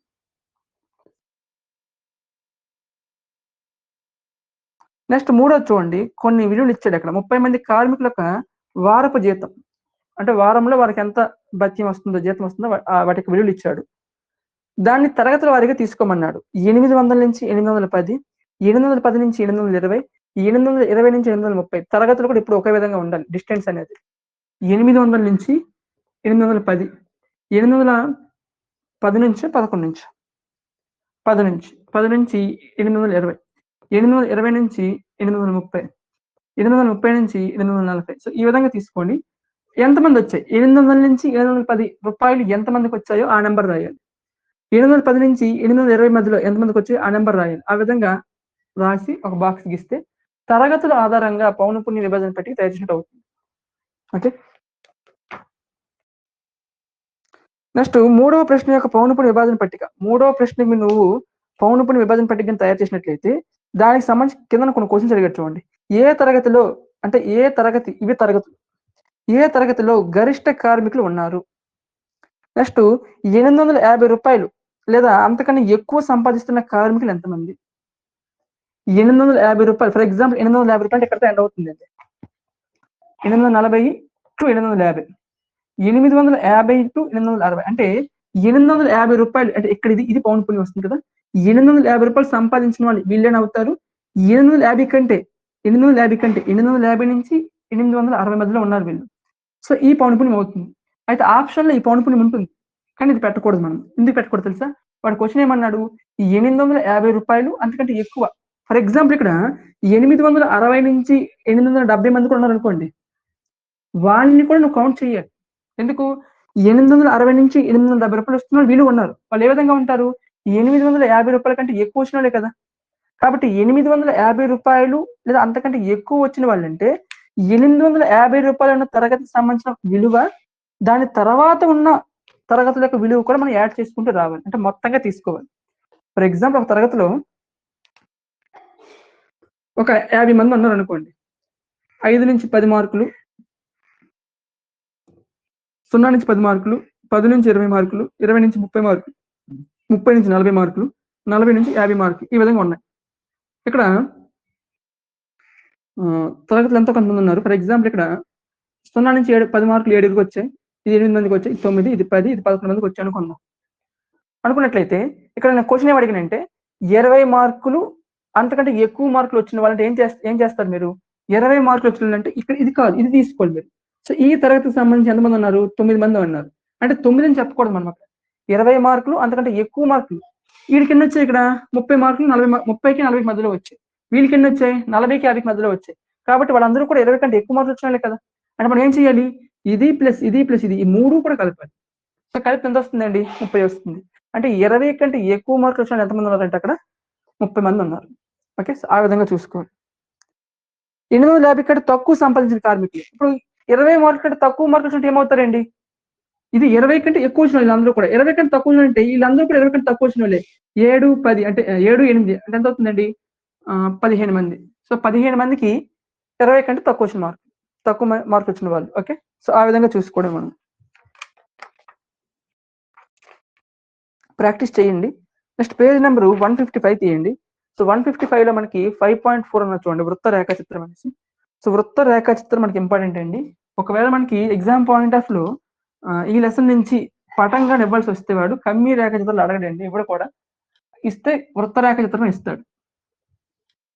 ఓకే, సో వృత్త రేఖాచిత్రం సంబంధించి నేను మీకు చెప్పాను కొన్ని, ఇంకొన్ని అంశాలు చెప్పలేదు మీకు. అంటే మీకు ఏం చెప్పానంటే ఒక అంశానికి సంబంధించిన విలువని కోణాన్ని ఏ విధంగా కట్టలో చెప్పాను. ఇప్పుడు విలువ ఏ విధంగా కట్టలో చెప్పుకుందాం. ఫర్ ఎగ్జాంపుల్ నేను ఏం చెప్పాను, మనకు మొత్తం అంశం అనేది మొత్తం విలువ అనేది దేన్ని చూపిస్తుందంటే 360 డిగ్రీని చూపిస్తుంది. 360 డిగ్రీలు ఇది మొత్తం విలువ అండి, ఇది మొత్తం విలువ. అందులో కొంత విలువను కావాలనుకోండి, కొంత విలువ యొక్క కోణం కావాలంటే ఆ కొంత విలువ బై మొత్తం విలువ ఇంటూ 360 చేస్తే మనకి ఏమొస్తుంది, ఎంతో కొంత కోణం వస్తుంది. ఆ కోణం దేనికి సంబంధించింది, మన కొంత విలువ అని చెప్పింది సరే, ఆ విలువకి సంబంధించిన కోణం. ఫర్ ఎగ్జాంపుల్ ఒక 10,000 ఒకటి యొక్క జీతం 10,000, మొత్తం జీతం 10,000, దాని వృత్త రేఖాచిత్రంలో చూపించాడు అనుకుందాం. ఆ 10,000 అనేది మొత్తం జీతం కాబట్టి ఆ 10,000కి సంబంధించిన కోణం ఎంత అవుతుందంటే 360 డిగ్రీలు అవుతుంది. అందులో వాడు తిండికి ఆ నెలంతా కూడా తిండికి వాడు ఎంత ఉపయోగించుకున్నాడంటే ఒక 5,000 ఉపయోగించాడు అనుకుందాం. ఇప్పుడు ఆ 5,000 ఉపయోగించాడు కాబట్టి ఈ 5,000ని వృత్త రేఖాచిత్రంలో చూపించినప్పుడు ఎంత కోణాన్ని చూపిస్తుంటే ఏం చెప్పాం మనము, ఆ 5,000 కొంత విలువ అని చెప్పాం కదా, ఈ 5,000 బై మొత్తం విలువ, అంటే మొత్తం విలువ అంటే ఇది ఇంటూ 360 ఏమొస్తుందండి, 180 డిగ్రీస్ వస్తుంది. ఎంత, 180. 5,000 ఒకట్లు, 5,000 రెండు ఒకట్లు 180, అంటే ఎంత వచ్చింది, 180 డిగ్రీలు వచ్చింది. అంటే ఈ మొత్తం 10,000 జీతం అనేది 360 డిగ్రీలు అయితే 5,000 రూపాయలు చూపించే వృత్తరేఖ చిత్రంలో ఈ 5,000 విలువ అనేది ఎంత సెక్టర్ కోణం చూపిస్తుంది అంటే 180 డిగ్రీలు చూపిస్తుంది. నేను చెప్పుకున్న కాన్సెప్ట్ అది. అయితే కొన్ని సందర్భాల్లో మనకి అంశం అడగడు, కోణం ఇచ్చేసి అంశం అడుగుతాడు. అంటే 10,000 రూపాయలు 360 డిగ్రీలు అయితే ఒకవేళ వృత్తరేఖ చిత్రంలో 85 డిగ్రీలు లేదా 90 డిగ్రీలు చూపించినట్లయితే ఆ విలువ ఎంత అని అడుగుతాడు. అడుగుతాడు ఆ విలువ ఎంత అడుగుతాడు. సో నిన్న చెప్పుకున్న బట్టి మనం ఏం చేయొచ్చు, అనులోమానుపాతం అడ్డగుణకారం ఉపయోగిస్తే వచ్చేస్తుంది, తప్పేం లేదు, చేయొచ్చు అలాగా. కానీ ఒకవేళ మీకు ఎగ్జామ్ పాయింట్ ఆఫ్ లో క్వశ్చన్ అడిగితే ఏం చేస్తారు, క్వశ్చన్ అంటే ఫార్ములా అడిగితే ఏం చేస్తారు కదా. కాబట్టి ఇక్కడ చూడండి, మొత్తం 10,000 దేన్ని చూపిస్తుంది, కోణాన్ని చూపిస్తుంది.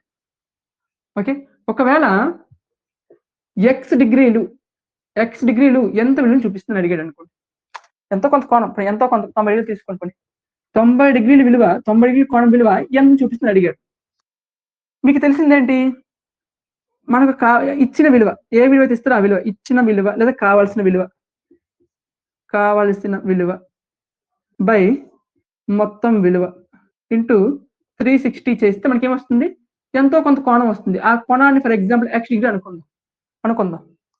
ఎక్స్ డిగ్రీ అంటే వాడు ఇచ్చిన కోణం అర్థం అంటే. ఇప్పుడు ఇక్కడ 360 ఏం చేస్తుందండి, గుణిస్తుందా, అవతలకి ఏమవుతుంది, భాగించాలి. అంటే ఇప్పుడు ఏమవుతుంది, బై 360 అవుతుంది. అప్పుడు మనకి 360 ఉండదు. మనకేం కావాలి, ఈ విలువే కావాలి, కావాల్సిన విలువ ఇదే.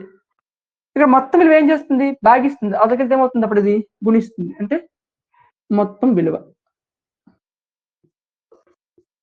సో కావాల్సిన విలువకి సూత్రం ఏంటండి, ఆ కావాల్సిన విలువకి సంబంధించిన కోణము బై మొత్తం కోణము ఇంటూ 100. కావాల్సిన విలువకి సంబంధించిన కోణం కట్టాల్సి వచ్చినప్పుడు కావాల్సిన విలువ బై మొత్తం విలువ ఇంటూ 360 చేసాం. ఇక్కడ ఏంటంటే కావాల్సిన ఇచ్చిన కోణము బై మొత్తం కోణము ఇంటూ 100. కింద కామన్ గా మనకి రెండిట్లో చూడండి, ఇక్కడ మొత్తం విలువ వస్తుందండి, మొత్తం విలువ. ఇక్కడ ఏమొస్తుంది, మొత్తం కోణం వస్తుంది. ఆ పైన ఏమొస్తుంది, మనకి ఏ విలువకైతే కోణం కట్టమంటున్నాడో ఆ విలువ తీసుకున్నాం. కనుక్కోవలసిన మనకి ఏ విలువకైతే కోణం కట్టమంటున్నాడో ఆ విలువ తీసుకున్నాం. ఇక్కడ ఏం తీసుకున్నాం, మనకి ఏ విలువ అయితే కోణంగా ఇస్తున్నాడో ఆ కోణం తీసుకున్నాం ఇంటూ మొత్తం విలువ. ఇక్కడైతే ఇంటూ మొత్తం కోణం.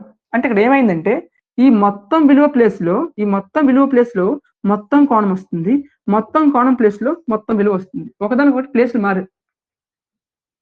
ఈ పైన ఏమొస్తుంది, ఒకవేళ కోణం ఇస్తే కోణం వస్తుంది, ఒకవేళ విలువ ఇస్తే విలువ వస్తుంది, అంతే తేడా. ఓకే, సో సెక్టార్ యొక్క మన వృత్తరేఖ చిత్రంలో కాదు, వృత్తాల్లో వస్తాయి. సెక్టార్ యొక్క వైశాల్యానికి ఫార్ములా, సెక్టార్ యొక్క పొడవుకు formula X by 360 into 2πr. ఇది సెక్టార్ యొక్క చాపం పొడవుకు ఫార్ములా. ఎక్స్ అంటే ఇక్కడ కొంత కోణం అండి, x/360 × πr². ఇది సెక్టార్ యొక్క వైశాల్యానికి ఫార్ములా. ఈ రెండు కూడా మనకి ఈ కాన్సెప్ట్ లో యూజ్ అవ్వవు కానీ తెలుసుకోవాలి. ఇది కూడా అడగచ్చు కూడా వాడు. ఓకే, సో సెక్టార్ యొక్క దేనికి ఫార్ములా? ఇది సెక్టార్ యొక్క పొడవుకు ఫార్ములా. ఇది సెక్టార్ యొక్క వైశాల్యానికి ఫార్ములా.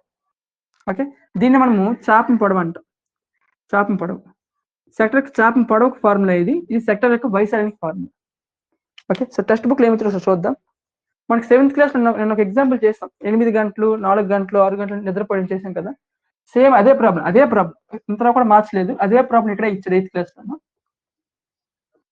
చూడండి, ఇక్కడ పేజ్ నెంబర్ 155 తీయండి. అందులో ఇక్కడ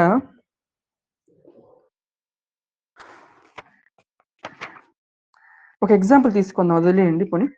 పేజ్ నెంబర్ 157 తీయండి. 157 లో అక్కడ బాక్స్ లో సెకండ్ ఎగ్జాంపుల్ చూడండి. పక్కన ఇచ్చిన పై చార్ట్ ఆధారంగా క్రింది ప్రశ్నలకు సమాధానం రాయండి. అక్కడ వార్తలు 15%, పేజ్ నెంబర్ 157. వార్తలు 15%, వినోదం 50%, క్రీడలు 25%. చూడండి, ఇక్కడ వార్తలంట 15%, వినోదం 50%, క్రీడలు 25%. ఏమడిగాడు క్వశ్చన్ ఇక్కడ? ఏ విధమైన కార్యక్రమాలు ఎక్కువగా చూస్తున్నారు? అయితే మొత్తంగా ఎంత శాతం అవ్వాలి? మనకి 100% అవ్వాలి. ఇది 15, ఇది 55, ఇది 25. సో ఇంకోటి ఏదో అక్కడ అంశం మిస్ అయ్యింది. ఆ అంశం మనకు తెలియదు, కానీ దాని యొక్క విలువ రాసేద్దాం మనం. ఇది 50, ఇది 25, 75, 80, 90. అంటే ఇంకొక 10% విలువ మిస్ అయ్యింది. ఆ 10% ఇక్కడ రాసేద్దాం. అక్కడ ఇవ్వలేదు, అది దాన్ని ఇచ్చాడు. సమాచారాలు 10%. అది పైన ఇచ్చాడు, చూసుకోలేదు నేను, పైన ఇచ్చాడు. ఓకే, సో ఏమన్నాడు చూడండి. ఏ విధమైన కార్యక్రమాలు ఎక్కువగా చూస్తున్నారు? సో టీవీలో మనకి ఏ విధమైన కార్యక్రమాలు ఎక్కువగా చూస్తున్నారు? వార్తలు చూసిన వాళ్ళు ఎక్కువ మంది ఉన్నారా? వినోదం అంటే సినిమాలు, పాటలు, ఇటువంటి వినోదాన్ని చూసే వినోద ఛానల్ చూసే వాళ్ళు ఎక్కువ మంది ఉన్నారా? లేదా క్రీడలు, క్రికెట్, వాలీబాల్, కబడ్డీ అంటే చూసారా? సో అటువంటి చూసే వాళ్ళు ఎక్కువ మంది ఉన్నారా? లేదా సమాచారాలు, ఇంకేదైనా సరే వార్తలు, న్యూస్ ఛానల్ కాకుండా ఇంకేముంటాయి కొన్ని ఛానల్, అవి చూసిన వాళ్ళు ఎక్కువ మంది ఉన్నారా? ఏ పర్సెంటేజ్ ఎక్కువ ఉంది? వినోదం. కాబట్టి ఇక్కడ మనకి దానికి ఆన్సర్ ఏమవుతుందంటే వినోదం చూసే వాళ్ళు ఎక్కువ మంది ఉన్నట్లు లెక్క. ఓకే, నెక్స్ట్ ఇక్కడ ఏ 2 రకాల కార్యక్రమాలను చూసేవారి సంఖ్య క్రీడా కార్యక్రమాలను చూసేవారి సంఖ్యకు సమానం? క్రీడా కార్యక్రమాలు చూసేవారి సంఖ్యకి ఏ 2 కార్యక్రమాలు చూసేవారి సంఖ్య సమానం చెప్పాడు. క్రీడా కార్యక్రమాలు ఎంతండి? 25%. ఇంకా ఏమైనా 2 కలిపి 25 రావాలి. ఏ 2 కలిపి 25 వస్తుంది చూడండి? వార్తలు, సమాచారాలు. ఈ 2 కలిపి 25 వస్తుంది. పడేమనంటే ఏ 2 సమాచారాలు చూడడం వల్ల వచ్చిన ప్రేక్షకుల సంఖ్య క్రీడలు చూసేవారి ప్రేక్షకుల సంఖ్య సమానం అని చెప్పాడు. ఏ 2? సమాచారాలు, అలాగే వార్తలు. ఓకే, అయితే ఇది కాదు సరైన క్వశ్చన్. ఒకసారి ఇంకోటి చూద్దాం పోనీ. ఓకే, ఇక్కడ చూడండి, పేజ్ నెంబర్ 159 చూడండి. 159 లో ఎగ్జాంపుల్ 1 ఇచ్చాడు, అది తీయండి చూడండి ఒకసారి. పేజ్ నెంబర్ 159 లో ఎగ్జాంపుల్ 1. ఆ ప్రాబ్లం అలాగే రాసుకోండి ఒకసారి. కొన్ని నోట్స్ రాసినట్లయితే ఇస్తాడండి, ఇటువంటి క్వశ్చన్స్ ఇస్తాడు మనకి. ఇంటి అద్దెకి 10%, విద్యకు, పిల్లల విద్యకు 15%, ప్రయాణానికి 5%, పొదుపుకి 15%, దుస్తులకి 10%, ఆహారానికి 25%, ఇతర అవసరాలకి 20%. ఓకే, ఒక వృత్తరేఖ చిత్రం ఇచ్చాడు. సో ఆ వృత్తరేఖ చిత్రంలో కొన్ని అంశాలు ఇచ్చాడు. ఇంటి అద్దెకు 10%, పిల్లల విద్యకు 15%, అలాగే ఆహారానికి 25%, ప్రయాణానికి 5%, పొదుపుకి 15%, దుస్తులకు 10%, ఇతరములకు అంటే ఇతర అవసరాలకు 20%. ఫస్ట్ క్వశ్చన్ చూడండి. దీంట్లో దేనిపై చాలా ఎక్కువ ఖర్చు చేస్తున్నాడు? దేనిపై ఎక్కువ ఖర్చు చేస్తున్నాడు అండి? ఇక్కడ ఏది ఎక్కువ ఉంటే అదే ఎక్కువ ఖర్చు. ఆహారానికి 25%, కాబట్టి ఆహారంపై ఎక్కువ ఖర్చు చేస్తున్నాడు. నెక్స్ట్ రెండోది చూడండి. ఆ కుటుంబం దేనిపై చేసిన ఖర్చు పొదుపుకు సమానం. పొదుపు ఎంత అండి? 15%. ఇంకొకటి ఏదో 15 ఉంటుంది చూడండి. ఇక్కడ పిల్లల విద్యకు 15. అంటే ఇక్కడ ఏది సమానమైంది? పిల్లల విద్యకి ఎంతైతే ఖర్చు పెడుతున్నాడో అది దేనికి సమానమైందంటే పొదుపుకి సమానమైంది. నెక్స్ట్ మూడోది చూడండి. ఇటువంటి క్వశ్చన్ అడుగుతాడు మనకి. ఆ కుటుంబ నెల పొదుపు 3000. పొదుపు 3000 అంట. పొదుపు 3000 అయితే ఏమడిగాడు, బట్టలపై చేసిన ఖర్చు ఎంత? ఇప్పుడు ఇదే క్వశ్చన్ చూడండి. పొదుపు 3000 అయితే ఫస్ట్ క్వశ్చన్, వారి నెల జీతం ఎంత? రెండోది ఏమన్నాడు, ఆహారానికి ఎంత ఖర్చు పెడుతున్నాడు, దుస్తులకి ఎంత ఖర్చు పెడుతున్నాడు, ప్రయాణానికి ఎంత ఖర్చు పెడుతున్నాడు, నెక్స్ట్ పిల్లల విద్యకు ఎంత ఖర్చు పెడుతున్నాడు, ఇంటి అద్దెకు ఎంత ఖర్చు పెడుతున్నాడు. ఇది ప్రశ్న అండి. వాడు విలువే ఇస్తాడు, ఇలా శాతాలు ఇచ్చేసి ఏది ఎక్కువ ఏది తక్కువ అని అడగడు. క్వశ్చన్ ఏంటంటే ఫర్ ఎగ్జాంపుల్ ఇదే క్వశ్చన్ ఇచ్చేసి వాడి యొక్క నెల పొదుపు 3000 అయినా వాడి నెల జీతం ఎంత, అది క్వశ్చన్ అడుగుతాడు. లేదా నెల జీతం ఇచ్చేస్తాడు, నెల పొదుపు అడుగుతుంటాడు. లేదా ఆ నెలలో ఆహారానికి ఎంత ఖర్చు పెట్టి అడుగుతాడు. ఏదో ఒకటి ఇచ్చి ఖచ్చితంగా కూడా అడుగుతాడండి. మ్యాక్సిమం వాడు ఇచ్చేది ఏంటంటే జీతమే ఇస్తాడు. జీతం ఇచ్చి పొదుపు కానీ, ఆహారం కానీ, విద్యకు కానీ ఇలా అడుగుతుంటాడు. లేదనుకుంటే వీటి వాల్యూ ఇచ్చి జీతం అడుగుతుంటాడు. సో మనకి దీన్ని మనము ఫార్ములా బట్టి చేయొచ్చు, లేదంటే అనుపాతం చెప్పుకున్నాం కదా, అనుపాతం అలాగనే చేయొచ్చు. ఒకటే గుర్తుపెట్టుకోవాలి ఇక్కడ మీరు, మొత్తం విలువ మొత్తం కోణం, మొత్తం విలువ మొత్తం కోణం. ఓకే, ఇక్కడ మనకి మొత్తం విలువ అంతా మీకు తెలుసా? తెలియదు. కానీ మీకు ఏం తెలిసిందంటే జస్ట్ ఇక్కడ శాతాలు తెలిసింది. మొత్తం ఎంత శాతం అండి ఇది? 100%. అంటే ఇక్కడ ఏమైంది, 100% విలువ 3600, సారీ 360 డిగ్రీలు. 100% విలువ 360 డిగ్రీలు. ఓకే, నెక్స్ట్ ఏమన్నాడు, పొదుపు 3000 అన్నాడు. పొదుపు 3000 అన్నాడు. దీని అంతా పక్కన పెట్టండి, దాని అవసరం ఉంటుంది. నెక్స్ట్ ఇక్కడ శాతాలు ఇచ్చాడు కాబట్టి శాతాలకి విలువకి మధ్య డిఫరెన్స్ చూద్దాం. శాతాలకి విలువకి మధ్య సంబంధం ఉంటుంది, లేదంటే శాతానికి కోణానికి మధ్య సంబంధం ఉంటుంది. వాడు కోణం అడగలేదు అక్కడ, మనకి ఏమడిగాడు, శాతం ఇచ్చాడు, విలువ అడిగాడు. కాబట్టి శాతానికి విలువకి మధ్య డిఫరెన్స్ చూద్దాం. అక్కడ మొత్తం అక్కడ చూడండి 100% కదా. ఈ 100% దేనికి సంబంధించింది? వాడి జీతానికి సంబంధించింది. అంటే జీతం మొత్తం ఎంత అండి? 100%. ఓకే, అయితే ఇప్పుడు ఇక్కడ ఏమన్నాడు, పొదుపు ఎంత అండి? 3000. పొదుపు అనేది ఎంత శాతం అండి? పొదుపు అనేది ఎంత శాతం? చూడండి అక్కడ పొదుపు 15%. అంటే 15% విలువ 3000 అయితే వాడి జీతం ఎంత అండి? 100%, అంతే కదా. సో మొత్తం జీతం అనేది ఎప్పుడు కూడా 100% తీసుకోవాలి మనం. మొత్తం విలువ ఎప్పుడు కూడా 100% తీసుకోవాలి, చెప్పుకున్నాం ఇది కూడా మనం. సో మొత్తం జీతం కాబట్టి 100% విలువ ఎంత అవుతుంది? 15200 అండి. 15200 కాబట్టి 100 ఎంత అవుతుంది? 20000 అవుతుంది. లేదు అనుకుంటే దీన్ని ఎక్స్ అనుకొని అడ్డగుణకారం చేసినా మీకు వస్తుంది. సో మనకి 100% విలువ ఎంత వస్తుందంటే 20,000 వస్తుంది. అంటే వాడి యొక్క నెల జీతం ఎంత అవుతుందంటే 20,000 అవుతుంది. ఎంత అవుతుంది? 20,000. ఎంత అవుతుంది? 20,000. ఇప్పుడు ఇదే క్వశ్చన్ ఇంకొక విధంగా మారుస్తాను చూడండి. వాడి పొదుపు 3600, పొదుపు 3600 అయినా పొదుపును చూపించే సెక్టార్ కోణం ఎంత? సెక్టార్ కోణం ఎంత? ఇవన్నీ కాదు, ఏమడుగుతాడు, పొదుపు 3000 అయితే పొదుపు ఈ పొదుపు 3000 అయితే ఈ పొదుపుని చూపించే సెక్టార్ కోణం ఎంత? ఇక్కడ మనకి ఈ విలువని దేంట్లో ఇచ్చాడు? శాతాల్లో ఇచ్చాడు. అంటే మొత్తం ఎంత శాతం అండి ఇది? 100%. ఈ 100% చూపించే కోణం ఎంత అండి? 100% చూపించే కోణం 3600, సారీ 360 డిగ్రీలు. 360 డిగ్రీలు. ఈ మొత్తాన్ని చూపించే కోణం మొత్తం కోణం ఎంత? 360 డిగ్రీలు. కాబట్టి 100% చూపించే కోణం 360 డిగ్రీలు. ఇప్పుడు మనకి ఎంత కావాలి? పొదుపుని చూపించే సెక్టార్ కోణం కావాలి. పొదుపు విలువ వాడు ఇచ్చినా ఒకటే, ఇవ్వకపోయినా ఒకటే. మీకు కన్ఫ్యూజ్ చేయడానికి ఇస్తుంటాడు వాడు, అది ఇచ్చినా ఒకటే, ఇవ్వకపోయినా ఒకటే. కానీ పొదుపుకు సంబంధించి శాతం అయితే ఖచ్చితంగా ఇవ్వాలి వాడు. ఎంత ఇచ్చాడండి? 15% ఇచ్చాడు. సో 15% ఎంత కోణం? 100% 360 డిగ్రీలు అయితే 15% ఎంత అవుతుంది? ఎక్స్ అనుకోండి, అడుగును తీసుకోండి. 360 into 15/100 X is equal to 0 పోతుంది. 5 3లు 5 2 2 1 2 18 18 3 54. అంటే పొదుపును చూపించే సెక్టార్ కోణం ఎంత అవుతుందంటే 54 డిగ్రీలు అవుతుంది. ఎంత? 54 డిగ్రీలు. వాడి సంబంధం దేనికి మధ్య అడిగాడు చూసుకోవాలి. ఇక్కడ వాడు ఈ శాతానికి కోణానికి మధ్య అడిగాడా, లేదా శాతానికి విలువకు మధ్య అడిగాడా?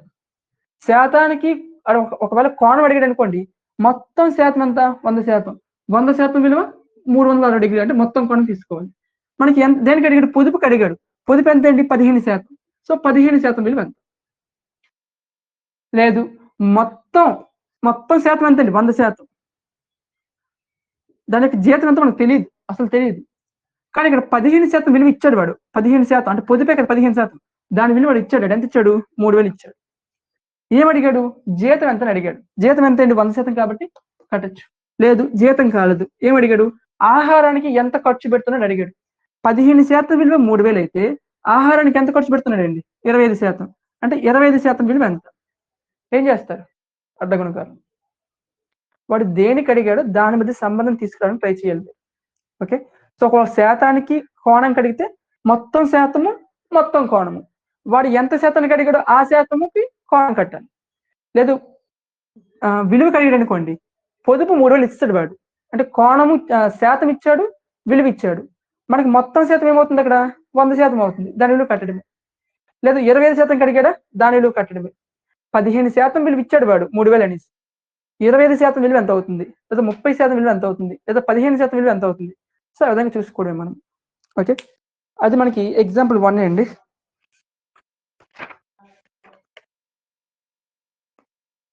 నెక్స్ట్ చూడండి, అక్కడ ఎగ్జాంపుల్ 2 ఇచ్చాడు. ఒక నిర్దిష్టమైన రోజున ఒక బేకరీలో వివిధ పదార్థాల అమ్మకాల విలువలు ఈ విధంగా ఉన్నాయి. సాధారణ బ్రెడ్ 320. సో రకరకాలు ఇచ్చాడండి. అయితే ప్రతి దాని యొక్క సెక్టార్ కోణం కనుక్కోమన్నాడు. సెక్టార్ కోణం చూడండి, పేజ్ నెంబర్ 161లో ఎగ్జాంపుల్ 2. మనకి దీంట్లో అడిగితే సెక్టార్ కోణమే అడుగుతాడు. సెక్టార్ అంటే ఈ సెక్టార్ మీద అడుగుతాడు క్వశ్చన్. అదే ఇంపార్టెంట్ మనకి. మిగతా కమ్మీ రేఖ చిత్రాలు జస్ట్ మీరు అది చదువుకుంటే చాలు. కమ్మీ రేఖ చిత్రాలకు సంబంధించి ఏమున్నాయి అనేసి చూడండి. ఇక్కడ సాధారణ బ్రెడ్ ఎంత? 320 రూపాయలు. ఫ్రూట్ బ్రెడ్ 80 రూపాయలు. కేకులు మరియు పేస్ట్రీలు అంటే ఏదేటో మరి 120 రూపాయలు. బిస్కెట్లు 120 రూపాయలు. ఇతరవి 40 రూపాయలు. మొత్తంగా 720 రూపాయలు. దీనికి పై రేఖ చిత్రం గీయమన్నాడు. పై రేఖ చిత్రం గీయాలంటే మనకి వృత్తలేఖంతో వృత్తం గీయాలి, కోణమానంతో కోణాలు గీయాలి. ఓకే, సో ముందు ఏం చేయాలంటే కోణాలు కనుక్కోవాలండి. ఇక్కడ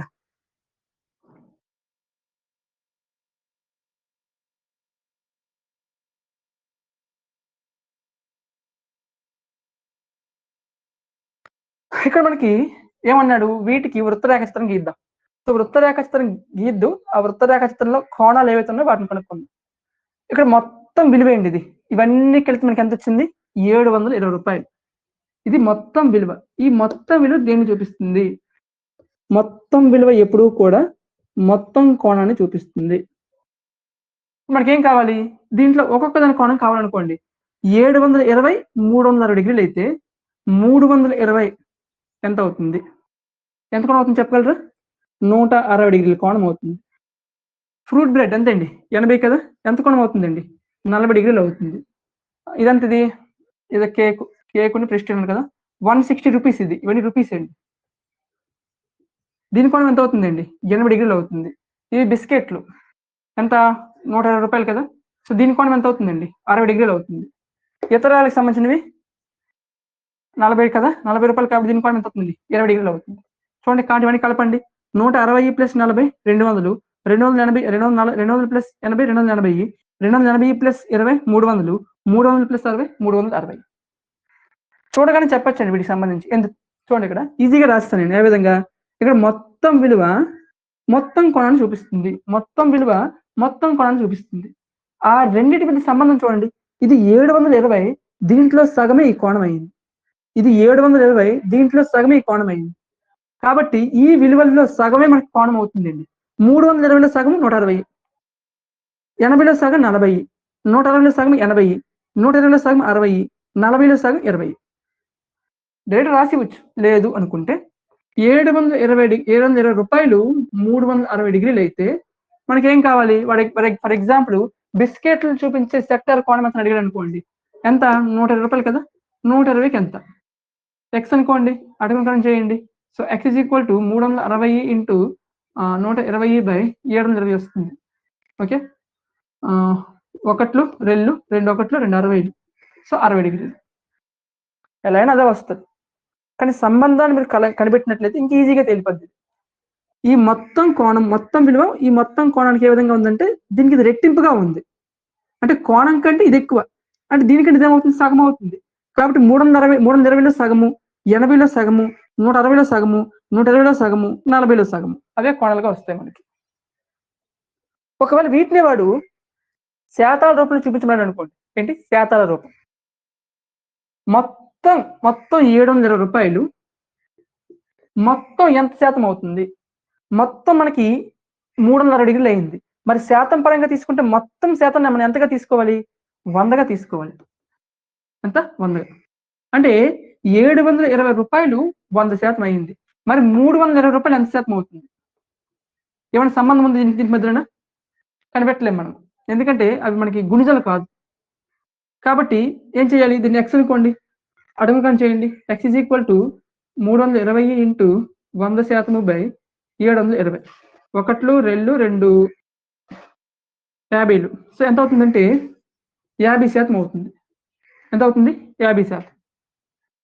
సారీ 50 కాదు, చూడండి ఇక్కడ x అనుకోండి. x = 100 × 320/720. 0కి 0 పోయింది. 8 4 8 9. మొత్తం మనకి ఇక్కడ 400/9 శాతం. కాబట్టి శాతంలోకి మార్చాలి కదా, ఇది 100%.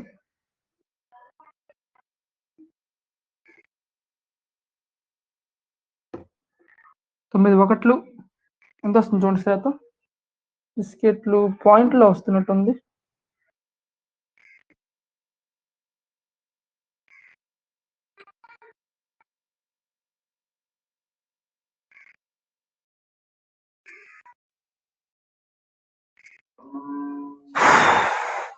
శాతం కదా కావాలి మనకి. 100%, x శాతం విలువ ఎంత?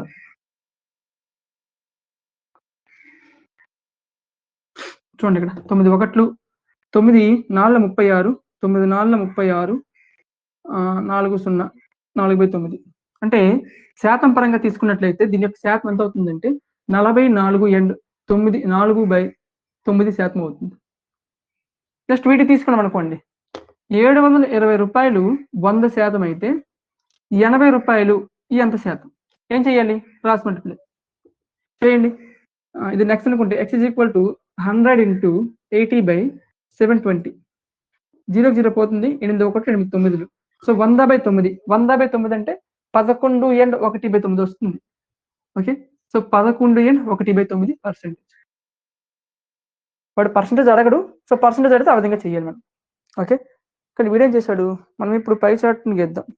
సాధారణ బ్రెడ్ 10%, బిస్కెట్ 10%, కేకులు 10%, ఫ్రూట్ బ్రెడ్ 10%, ఇతరులు 10%. ఇది వెలిగించాడు.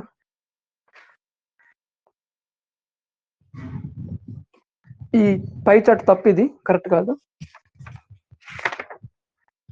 ఆ పక్కన చూడండి, దత్తాంశం ఇచ్చాడు. నిద్రకు 8 గంటలు, పాఠశాలకు 6 గంటలు, ఇంటి పనికి 4 గంటలు, ఆటకు 4 గంటలు, ఇతర అవసరాలకు 2 గంటలు. నిన్న చేసాం ఈ ప్రాబ్లం మనం 7th క్లాస్లో. సేమ్ ఇదే ప్రాబ్లం ఉంది. నెక్స్ట్ ఇక్కడ ఆలోచించండి, చర్చించండి కొన్ని ఇచ్చాడు చూడండి. వీటన్నిటికీ కూడా పై రేఖాచిత్రాలు గీయమన్నాడు. అంటే పై రేఖ చిత్రం అని కాదు, ఆ దత్తాంశానికి ఏ రేఖాచిత్రం గీయగలవు దాన్ని గీయమన్నాడు. మొదట చూడండి, అక్కడ సంవత్సరాలు ఇచ్చాడు, ఉత్పత్తి ఇచ్చాడు. దానికి నువ్వు ఏ రేఖాచిత్రం గీయగలవు? ఏ రేఖాచిత్రం గీయగలవండి? సంవత్సరాలు 2001 సంవత్సరం నుంచి 2002, 2002 నుంచి 2003, ఒక సంవత్సరం నుంచి ఇంకో సంవత్సరం పోలుస్తున్నాడు ఇక్కడ. అంటే మనం ఏం తీసుకోవాలి ఇక్కడ? మనము కమ్మి రేఖాచిత్రాలు తీసుకోవాలి అక్కడ. రెండోదని చూడండి, ఇష్టపడే ఆహారం ప్రజల సంఖ్య. దానికి ఏం తీసుకోవచ్చు? వృత్త రేఖాచిత్రం తీసుకోవచ్చు. దానికి పై రేఖాచిత్రం కూడా తీసుకోవచ్చు. పై కంటే వృత్త రేఖాచిత్రం బెస్ట్. పై కాదు, కమ్మి రేఖాచిత్రం కూడా తీసుకోవచ్చు. దానికంటే వృత్త రేఖాచిత్రం బెస్ట్. ఆ నెక్స్ట్ వన్ చూడండి, తరగతులు ఇచ్చాడు. తరగతులు ఇచ్చాడంటే మీరు ఏంటంటే దానికి మీరు గీయవలసింది కమ్మి రేఖాచిత్రమే.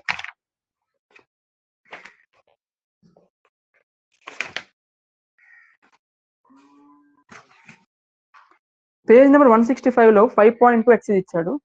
అది మీరు ట్రై చేయండి. దాంట్లో ఏదైనా డౌట్ నేను ఎక్స్‌ప్లెయిన్ చేస్తాను. ఎగ్జామ్ పాయింట్ ఆఫ్ వ్యూలో అవసరం లేదు అందుకు. నెక్స్ట్ మనకి పేజ్ నెంబర్ 167 గనుక చూసినట్లయితే అవకాశం మరియు సంభావ్యతను ఇచ్చాడు. అవకాశం మరియు సంభావ్యత. ఇది రీసెంట్‌గా 8th క్లాస్‌లో మనకి ఇంట్రొడక్షన్ చేశాడండి. ఇది 9th క్లాస్ కాన్సెప్ట్ ఇది. కాబట్టి నేను చెప్పను. రేపటి రోజు మనకి సిలబస్ వచ్చినప్పుడు సంభావ్యతకు సంబంధించిన అంశాలు గనుక ఉన్నట్లయితే అప్పుడు ఎక్స్‌ప్లెయిన్ చేసుకుందాం. ఓకే. సంభావ్యత ఈజీగా ఉంటుంది. పెద్ద కష్టమేం కాదు. అంటే మనకి ఇక్కడ అవకాశాలు ఫర్ ఎగ్జాంపుల్ ఒక కాయిన్ ఉంది. ఆ కాయిన్‌ని పైకి ఎగరేసామనుకోండి. పైకి ఎగరేసి మనకి ఏం పడొచ్చు? బొమ్మైనా పడొచ్చు. బొరుసు లేదా బొరుసైనా పడొచ్చు. ఒక కాయిన్‌ని పైకేస్తే బొమ్మైనా పడొచ్చు. బొరుసైనా పడొచ్చు. అంటే హెడ్ ఆర్ టెయిల్. నువ్వు ఎన్ని అవకాశాలు ఉన్నాయి? ఒక కాయిన్ నువ్వు పైకేస్తే బొమ్మ పడడానికి అవకాశం ఉంది. అలాగే బొరుసు పడడానికి అవకాశం ఉంది. అంటే మొత్తంగా ఎన్ని అవకాశాలు ఉన్నాయి? మొత్తంగా 2 అవకాశాలు ఉంటాయి. ఒకవేళ నువ్వు పైకి వేసినప్పుడు నాకు బొమ్మే కావాలి. ఒకవేళ నువ్వు పైకి ఎగరేసినప్పుడు నీకేం కావాలి? బొమ్మే కావాలి. అది కిందన పడినప్పుడు బొమ్మ పడడానికి ఎన్ని అవకాశాలు ఉంటాయి చెప్పండి? ఒకటే అవకాశం ఉంటుంది. అంటే బొమ్మ పడడానికి సంభావ్యత ఎంతనైనట్లయితే ఆ బొమ్మ పడడానికి ఉన్న అవకాశాలు ఎంతండి? 1/, మొత్తం అవకాశాలు ఎన్నండి? 2. సో బొమ్మ పడే సంభావ్యత ఎంత అవుతుందంటే 1/2 అనేది అవుతుంది. ఈజీగా ఉంటుంది. ఇప్పుడు మీకు అర్థం కాకపోవచ్చు. ఆ కాన్సెప్ట్ చెప్పినప్పుడు ఇంకా ఈజీగా అర్థమవుతుంది. ఫర్ ఎగ్జాంపుల్ ఒక 2 కాయిన్స్ ఉన్నాయి. ఆ 2 కాయిన్స్ నువ్వు పైకి ఎగరేసావు. ఆ 2 కాయిన్స్ నువ్వు పైకి ఎగరేసినప్పుడు నీ కిందన పడిన తర్వాత బొమ్మ, బొరుసు ఉంటుంది కదా! అలాగా మొత్తం అవకాశాలు ఎన్ని ఉంటాయి? మొదటి దీని మీద బొమ్మ పడితే రెండో దీని మీద అంటే ఇది హెడ్ అయితే ఇది టెయిల్ అవ్వచ్చు. ఇది టెయిల్ అయితే ఇది హెడ్ అవ్వచ్చు. లేదా 2 హెడ్‌లు అవ్వచ్చు. లేదా 2 టెయిల్‌లు అవ్వచ్చు. ఈ 4 కదా ఉంటాయి. ఇంకేమైనా ఉంటాయా? ఉండవు. అంతేనా? ఈ 4 ఉంటాయి కదా! సో ఈ 4 ఉన్నప్పుడు మొత్తం అవకాశాలు ఎన్నయ్యాయి ఇక్కడ? మొత్తం అవకాశాలు 4 అయ్యాయి. ఇప్పుడు ఏంటంటే క్వెషను 2 కాయిన్స్‌ని పైకెగరేస్తే 2 బొమ్మలు పడే సంభావ్యత ఎంత? అని అడుగుతారు క్వెషన్. 2 బొమ్మలు పడే సంభావ్యత ఎంత? నువ్వు 2 కాయిన్స్‌ని పైకెగరేస్తే 2 బొమ్మలు మనకు పడడానికి ఎన్ని సార్లు అవకాశం ఉంది చూడండి దీంట్లోన. కేవలం ఒకసారి మాత్రం అవకాశం ఉంది. కాబట్టి అవకాశం 1/, మొత్తం అవకాశం ఎన్నండి? 4. అంటే 2 కాయిన్స్‌ని మనం పైకెగరేసినప్పుడు 2 కాయిన్స్ మీద కూడా బొమ్మ పడడానికి అవకాశం లేదా సంభావ్యత ఎంత ఉందంటే 1/4. ఇక్కడ 4 బానే ఉంది. ఫర్ ఎగ్జాంపుల్ 3 కాయిన్స్ పైకి ఎగరేసామనుకోండి. అప్పుడు మనకి ఎన్ని బొమ్మలు పడడానికి అవకాశం ఉంటది చెప్పండి? ఎన్నుంటాయి? అంటే బొమ్మలని కాదు. మొత్తం అవకాశాలు ఎన్నుంటాయి? Head, tail. 3 హెడ్ తీసుకుందాం. Head, tail. Head, tail, head. Tail, head. Tail. Next tail, head, tail. Tail, head. ఎన్నయ్యాయి? 3, 6, 7 కదా! ఇంకోటొస్తుంది. 3 హెడ్‌లు అయిపోయింది. 3 టెయిల్స్ అయిపోయాయి. Head, tail. Head, tail, head. Tail, head. Tail, head. Tail, head, tail. So మొత్తంగా ఎన్నొచ్చాయండి? 9 వచ్చాయి. So మనకు 3 coins పైకెగరేస్తే 3 ఏసాం కాబట్టి కాయిన్స్ మొత్తం అవకాశాలు ఎన్నవుతాయంటే 9 అవుతాయి. 4 ఏస్తే ఎంతవుతాయి చెప్పగలరా? 16 అవుతాయి. మీరు జాగ్రత్తగా గమనిస్తే 3 కాయిన్స్ పైకెగరేస్తే 3 స్క్వేర్. 2 కాయిన్స్ పైకెగరేస్తే 2 స్క్వేర్. 4 కాయిన్స్ పైకెగరేస్తే 4 స్క్వేర్. అంటే మనం ఎన్ని కాయిన్స్ పైకెగరేస్తే దానికి స్క్వేర్ చేయాలి. సో స్క్వేర్ చేస్తే ఎన్నైతే వస్తాయో అన్ని మొత్తం అవకాశాలు ఉంటాయి మనకి. ఫర్ ఎగ్జాంపుల్ ఒక లూడో పిక్ తీసుకోండనుకోండి. ఒక లూడో పిక్‌ని కిందన వేసినట్లయితే మనకి ఎన్ని అవకాశాలు ఉంటాయి చెప్పండి? లూడో పిక్ మీద ఎన్ని అవకాశాలు ఉంటాయండి? 1 పడొచ్చు, 2 పడొచ్చు, 3, 4, 5, 6 అంటే 6 అవకాశాలు ఉంటాయి. సో లూడో పిక్‌ని కింద వేసినప్పుడు మనకి ఏదైనా సరే 1 నుంచి 6 వరకు ఏ నంబర్ అయినా రావచ్చు. కాబట్టి 6 అవకాశాలు ఉంటాయి. అంటే మొత్తంగా ఎన్ని అవకాశాలు? 6 అవకాశాలు. మరి 2 లూడో పిక్‌లు కిందకి వేసామనుకోండి. ఎన్ని అవకాశాలు వస్తాయి మొత్తం? ఒక దీని మీద ఒకటొచ్చిందనుకోండి. 2 దీని మీద 1 రావచ్చు. లేదా ఒక దీని మీద ఒకటొచ్చిందనుకోండి. 2 దీని మీద 2 రావచ్చు. ఒకటొస్తే 3 రావచ్చు. ఒకటొస్తే 4 రావచ్చు. ఒకటొస్తే 5 రావచ్చు. ఒకటొస్తే 6 రావచ్చు. అంటే మొదటి దీని మీద ఒకటొచ్చినప్పుడు మనకి 6 అవకాశాలు ఏర్పడతాయి. మొదటి దీని మీద 2 వచ్చినప్పుడు 6, 3 వచ్చినప్పుడు 6. ఆ విధంగా 2 లూడో పిక్‌లని కిందకి వేసినప్పుడు మొత్తంగా ఎన్ని అవకాశాలు వస్తాయంటే 6 స్క్వేర్ అంటే 36 వస్తాయి మనకి. జస్ట్ చిన్నగా చెప్తున్న కాన్సెప్ట్. ఇది అవసరం లేదు. ఇప్పుడు అవసరం లేదు. ఒకవేళ రేపు పొద్దున్న ఎగ్జామ్‌లు ఇచ్చినప్పుడు ఖచ్చితంగా చెప్తాను. ఓకే. ఇది మనకి ఈ విధంగా ఉంటుంది. జస్ట్ ఈజీగా ఉంటుంది. పెద్ద కష్టమేం కాదు. ఒకవేళ రేపు సిలబస్లో ఉంటే ఎక్స్ప్లెయిన్ చేస్తాను. Okay. So new 8th class text బుక్లో అయితే అదే ఉంది మనకి. మధ్యగతం కానీ బాహుళకం కానీ సగటుకు సంబంధించిన ఏమీ లేవు. జస్ట్ వృత్తరేఖ చిత్రము, కమీరేఖ చిత్రము, అలాగే వాటికి సంబంధించిన కొన్ని మనకి చెప్పుకున్నాం కదా, తరగతులకు సంబంధించి తరగతి హద్దు, అవధి, అంతరము, అవే ఉన్నాయి. Okay. So old 8th class text books చూద్దాం.